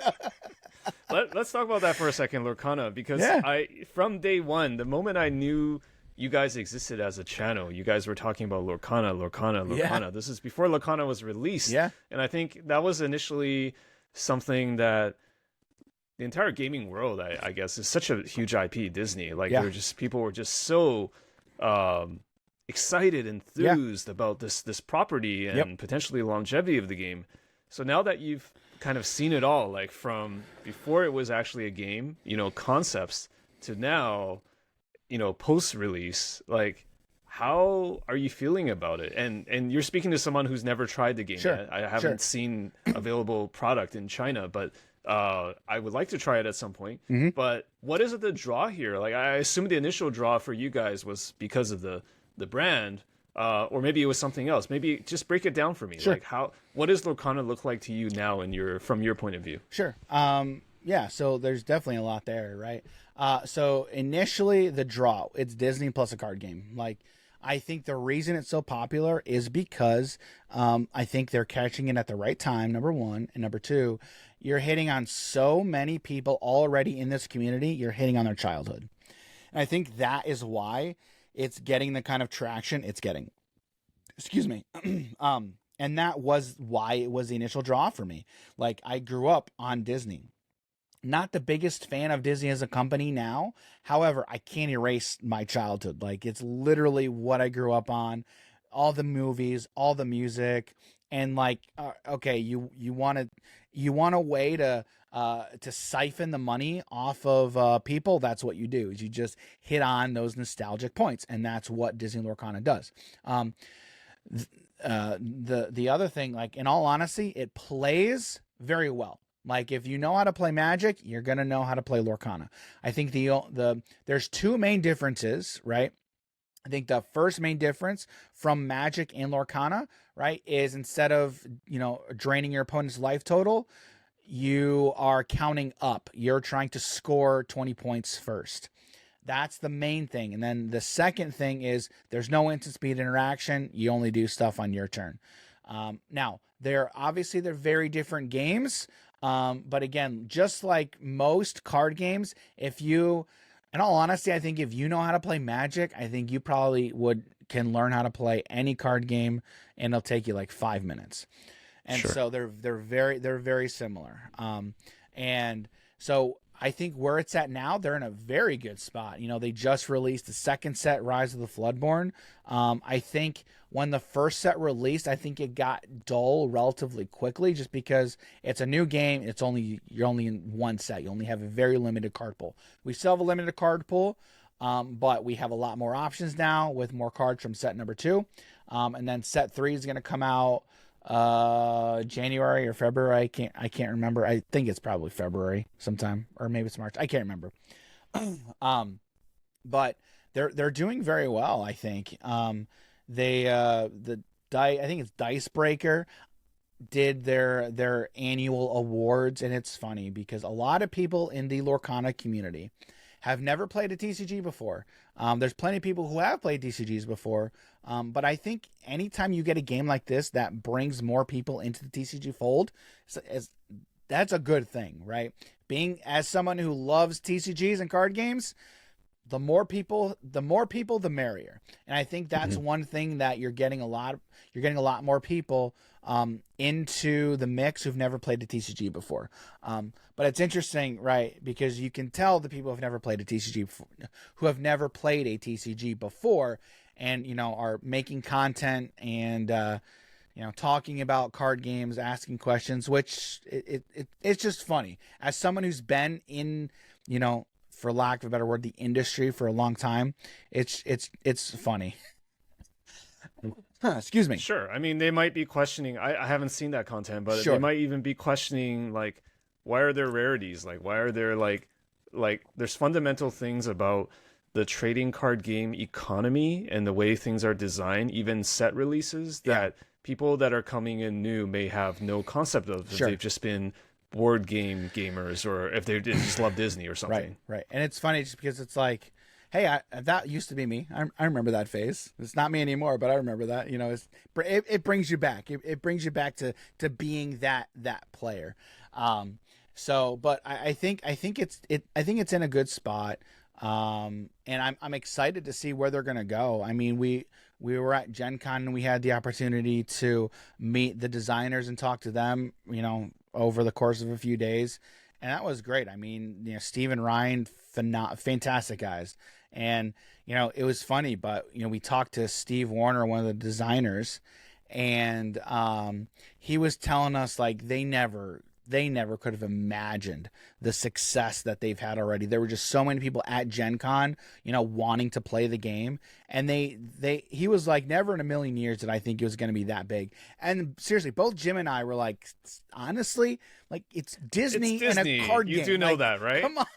Like, really? It's Disney, Ravensburger, all this stuff. Right. And again, like, this is Ravensburger's first card game. They've never made a TCG before. And that was one thing we talked about a lot, was I wasn't confident that they were going to, be able to pull this off. And they've had plenty of hiccups.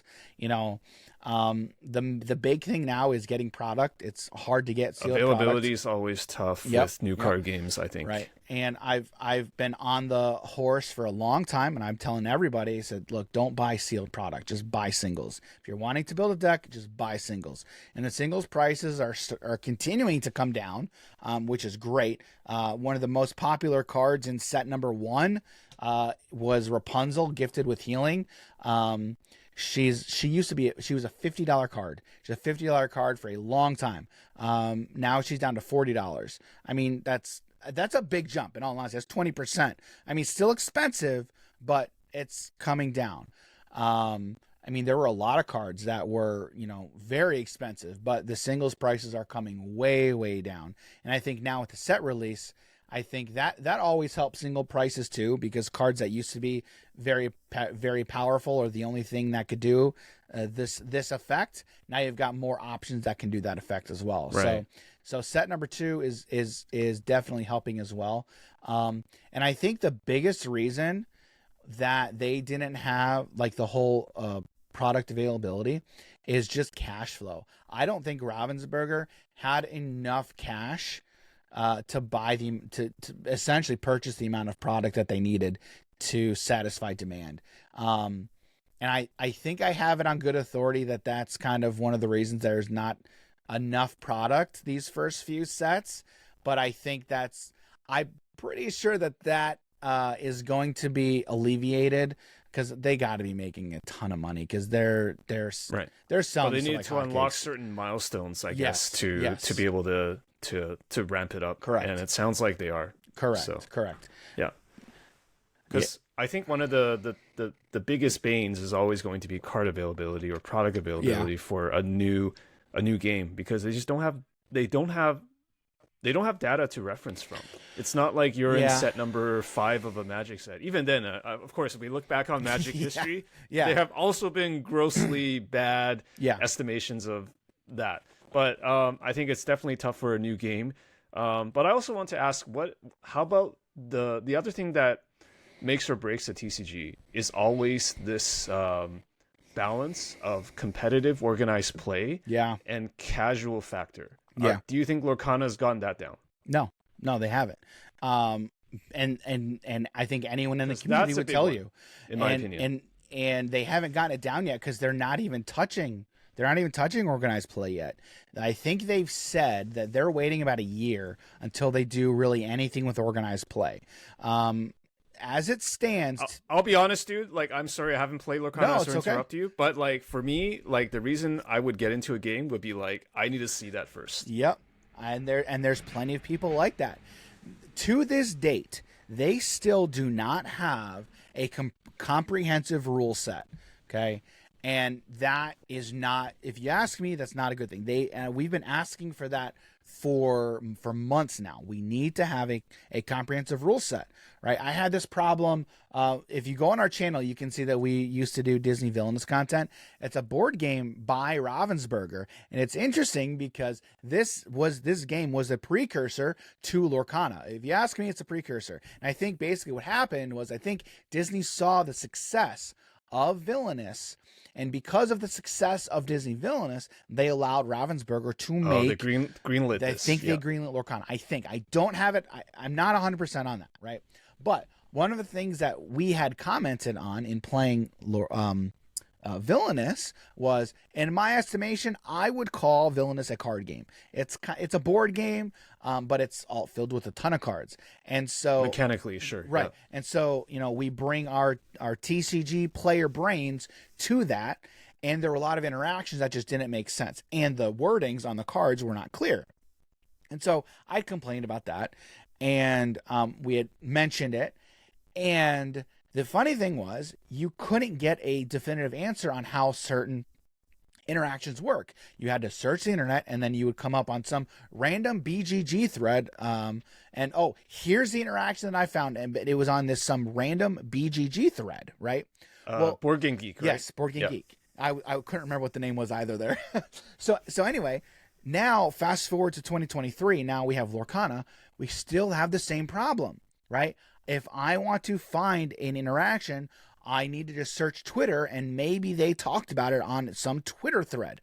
Now and again, they've got time to figure all this stuff out, right? Now they do have an app, a companion app, which is beautiful, by the way. But you can search on all the cards. They've got all the cards in a database there.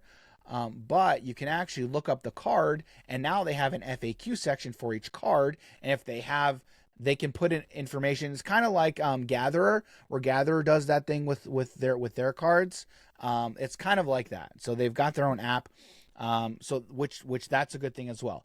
But one thing that they do need is they need some sort of comprehensive rule set that can be passed out to people who are maybe trying to judge an event. I don't know. And then, I don't know, maybe they get a card interaction way off, which I've seen that like on Twitter, obviously anecdotally. But it needs to happen. And again, when it comes to casual versus competitive, we talked about casual versus competitive on the last episode of our podcast.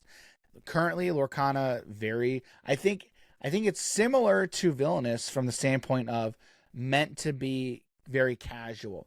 But the problem is, you bring that into the TCG space, and you've got more people who want to be competitive. Yeah. But it's interesting, like Jim's mentioned this stat before, but when it comes to Magic, was it like 95% of Magic players have never attended like an actual event, and they've only just played like kitchen table or something like that?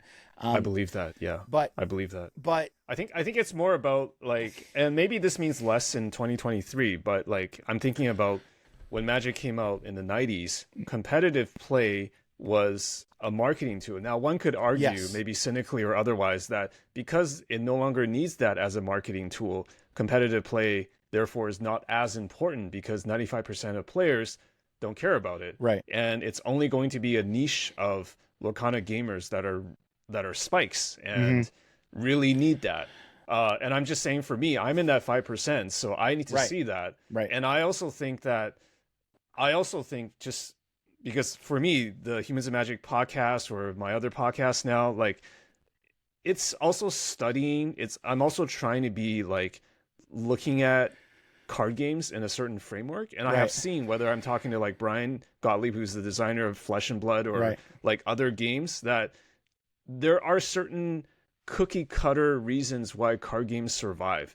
And most of the time you need to have a high bar for organized play, even if it's serving a small group, because that is the whole tide lifts all boats. That gets a certain amount of traction beyond just the 5% official stat. You know what I mean? Right.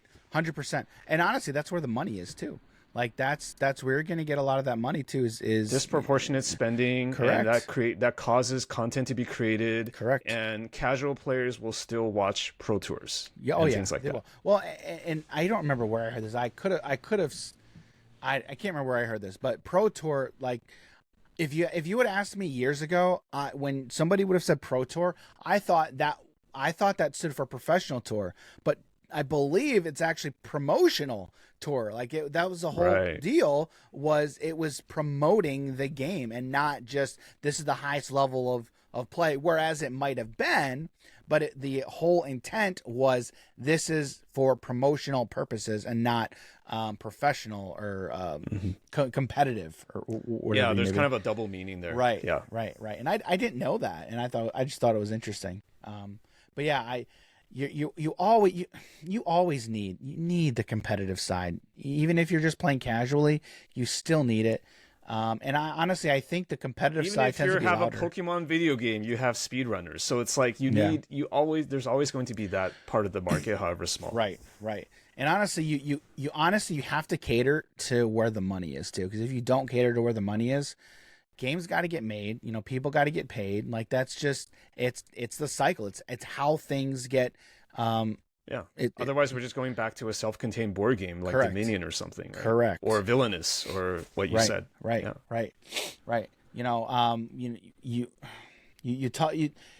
We talk about card games, and the people complain. People have complained. Like it tends to be the board game side who tends to complain more about like TCGs, the TCG side, like because they don't like the whole booster case, the booster thing. This is kind of like a variation of what we said at the beginning of this episode, which is kind of like expectations. If you're playing a trading card game, it's literally called a TCG. You have to know what you're getting into. There is an upkeep in cost to play this game. I'm sorry.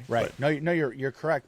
But one thing that we talk about a lot is it's like, well, these companies need to be profitable. They need to make money, so they can continue to make more cards, make more sets, and continue to expand the game. New cards costs money. It's not like a board game. You do it once and then that's it, right? Exactly. And I don't think people who are in the space understand that enough. And they just you tend to get in those those dunking on you arguments of, oh well, you like TCGs, well it's a money hole or yada yada yada. They just want to take your money. Right. So it's again like setting your expectation, know what you're getting into. And I think those of us who love TCGs, we all know what we're getting ourselves into. And yes, we're all broke. We know. And we've all played dead TCGs or TCGs that eventually died. Oh yeah, 100%. Because I lived through the 90s when it was peak TCG or CCGs. I was big into the first Star Wars card game in the 90s. That was actually my entire life. This is probably like way before your time, but you're talking about the Star Wars CCG, right? By Decipher? Yeah, the Decipher. Yes, there was a Star Trek, there was a Star Wars. I was deep into Star Wars. Later, it got discontinued. It died. There was an inferior card game that came out. I'll not talk about that one. In the 2000s, made by a certain company. It was bad. There was Young Jedi, which is also a bad game.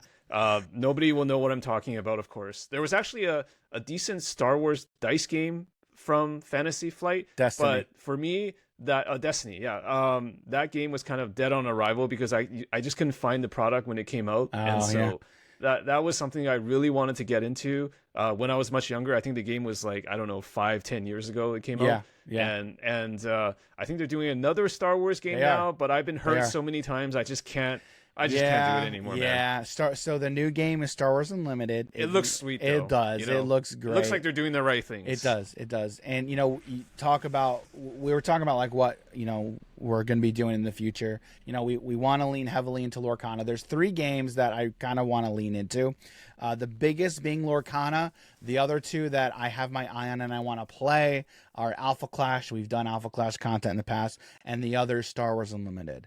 Star Wars Unlimited just looks like such an amazing game. I've played it. And it plays so well. It's very crunchy. And the one thing that I tell everyone, is I really feel like every decision I make actually matters. There's That's no key. decision that's like, oh, this is throwaway. There's no fluff, right? There's no Yeah. fluff. Every single decision truly matters in the grand scheme, because Love essentially that. what it is, it's you go, it's back and forth. You do a thing, I do a thing, and so you've got that back and forth, and it's really it. If I do something and then you do something I wasn't expecting, okay, now I have to rethink my entire strategy. It was such a great experience. I've loved all of my experiences thus far with that game. I can't wait for it to come out either. It's gonna be a good time. Yeah. I hope it does well. And Alpha Clash has been out already, right? Yes. So that's Yes. okay. Alpha Clash is an indie TCG. They just came out with set number 2, Clash Grounds, which I just got product in. The creator sent me a care package, so we've got some Alpha Clash product here. Got some product over there. Got more product coming in. Also plays well.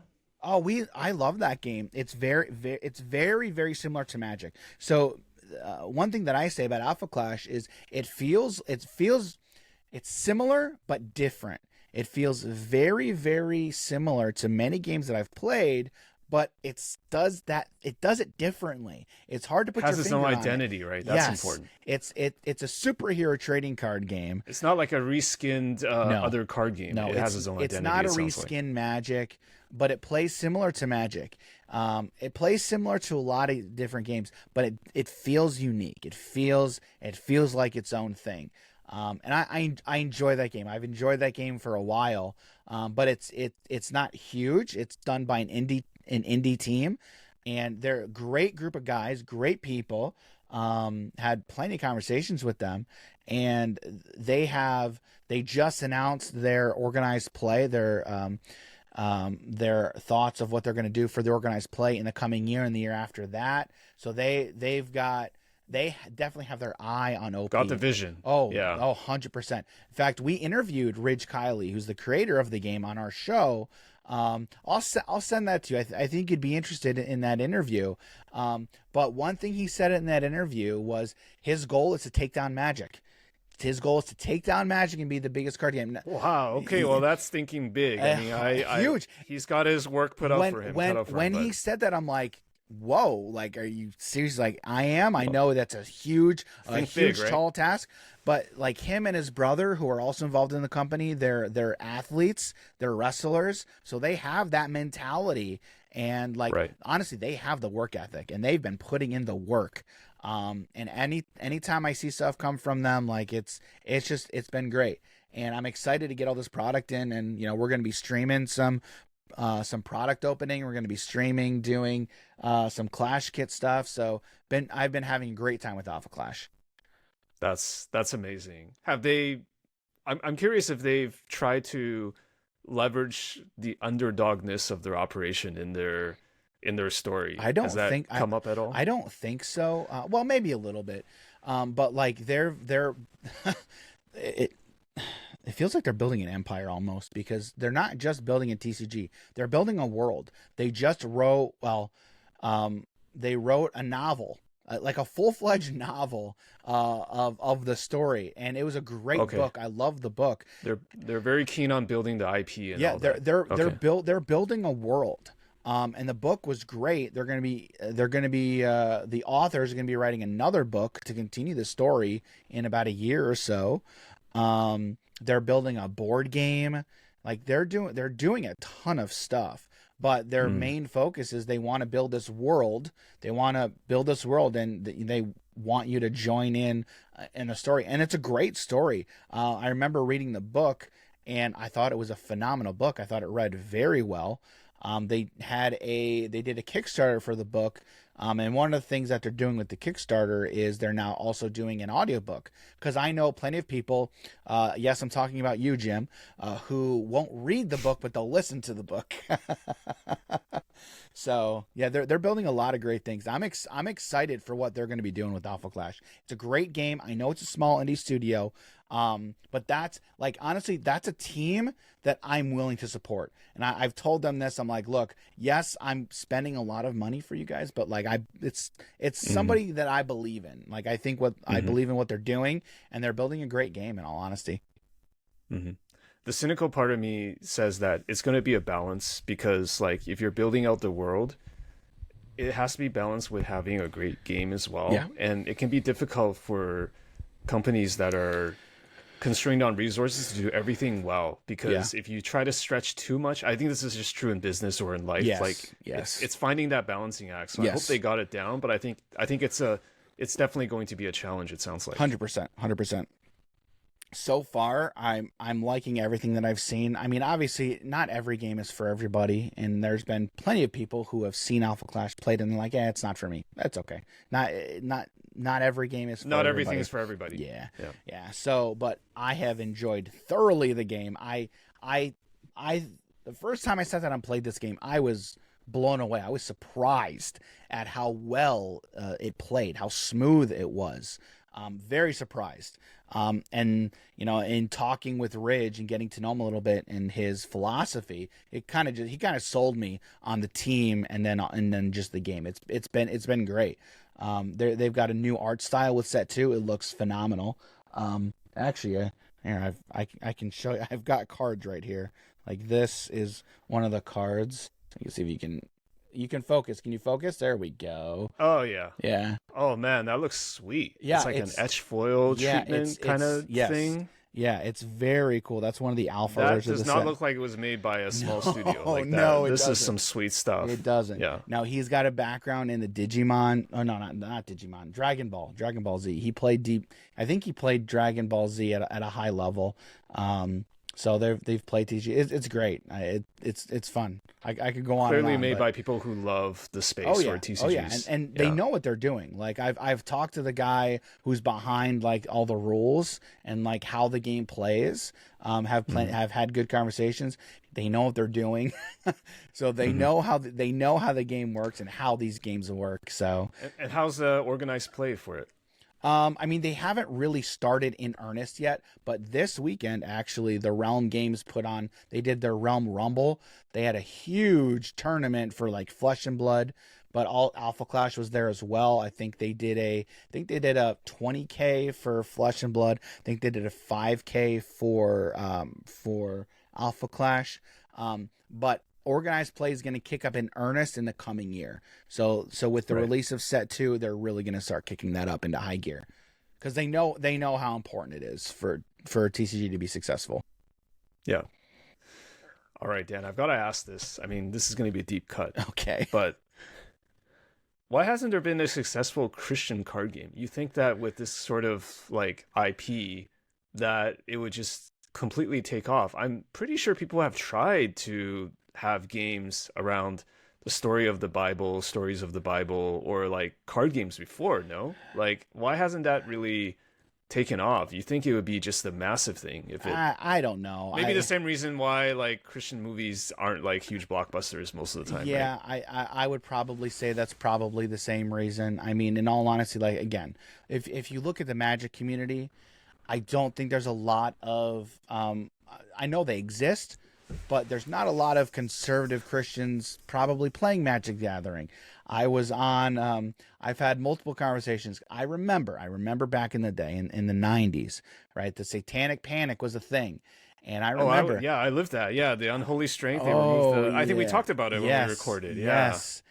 And so I've been through that stage where there were people standing at the pulpit saying, you see this Magic Gathering, you stay away from that. It's the devil's work. Yada, yada, yada. But you see, what we were talking about with Lorcana, there being people coming into the game that never played a TCG. You think the addressable market for something like this would be enormous, that there wouldn't even have to be a crossover with Magic the Gathering. People who want to cast, I don't know, Jesus, enter adjective ultra rare, equipped with whatever, like throwing stones in the marketplace or something, flipping the tables in the temple. I don't know, light versus dark side. I don't know. You got like the Anyways, yeah, Well, I'll stop my terrible examples. Well, it's interesting you say that, because in all honesty, if you think about the story like of Jesus and the Bible, is pretty compelling stuff. It's actually interesting because have you heard of The Chosen?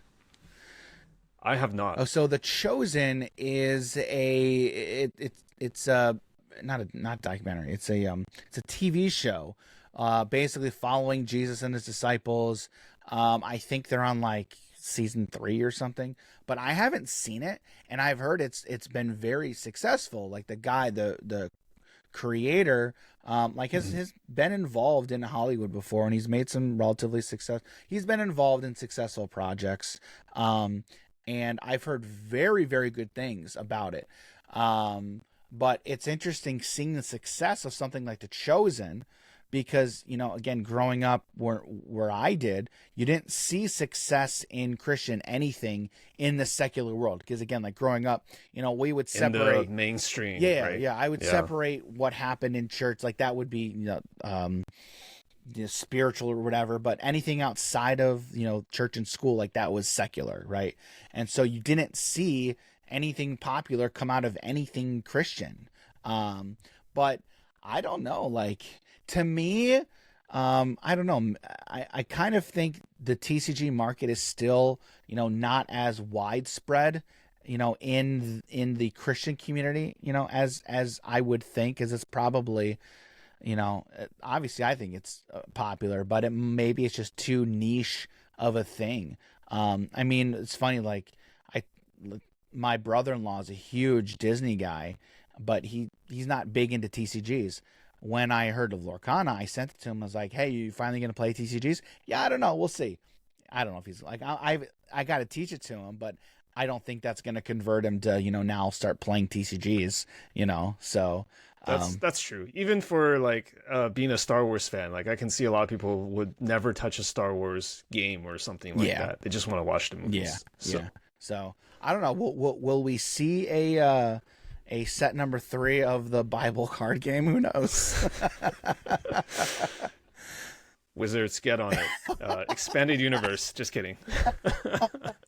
We'll have some real sweet equipment. Hey, I mean, they've got you can equip it to Frodo. They've got Universes Beyond. I mean, it could be a sweet Universes Beyond. That's what I meant. Universes Beyond. Sorry, I said expanded universe. I think that was a Star Wars term because I'm still in the. Gotcha. That's still where my brain was at. Gotcha. Yeah. That'd be interesting.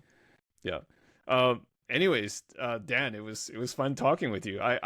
This is probably the most out there podcast I've recorded. But it's good. It's good. That's my goal. I like the vibes. That's my goal. That's my goal as well. There you go. Like I said, if we didn't have tangents, it would be an abject failure, and we did have some nice tangents. Oh yeah, absolutely. So yeah, I mean, maybe the last thing I'll ask is like, what's the best place for people to find your work? Maybe just give a little plug or shout out if you feel it's good to do. Sure. Yeah, I think the best play, if you guys want to follow what we're doing at Hobbies and Happiness, just find us on YouTube at youtube.com/ I believe it's Hobbies Happiness, but if you just search Hobbies and Happiness on YouTube, that's going to be the best place to find us. Honestly, what we're planning on doing, I'm going to be sitting at that table right over there, playing card games with Jim and talking about them. And I'm looking forward to getting back to that and then getting all that stuff done and showing that to people. So we've got a great vibe. I'm enjoying it. But yeah, youtube.com/ Hobbies Happiness can be the best place to find our content. All right. Thanks a lot for your time today. Absolutely. Always appreciate it, James. Thanks for listening to The Why with James Su. To support the show, please leave a rating on your favorite podcasting app, Spotify, Apple Podcasts, or any platform really. It helps spread the word and tell others that you enjoy my work. Same goes for YouTube. If you're watching this on YouTube, please subscribe and leave a comment. That helps get the word out and goes a long way. Thanks for tuning in, and we'll catch you next time.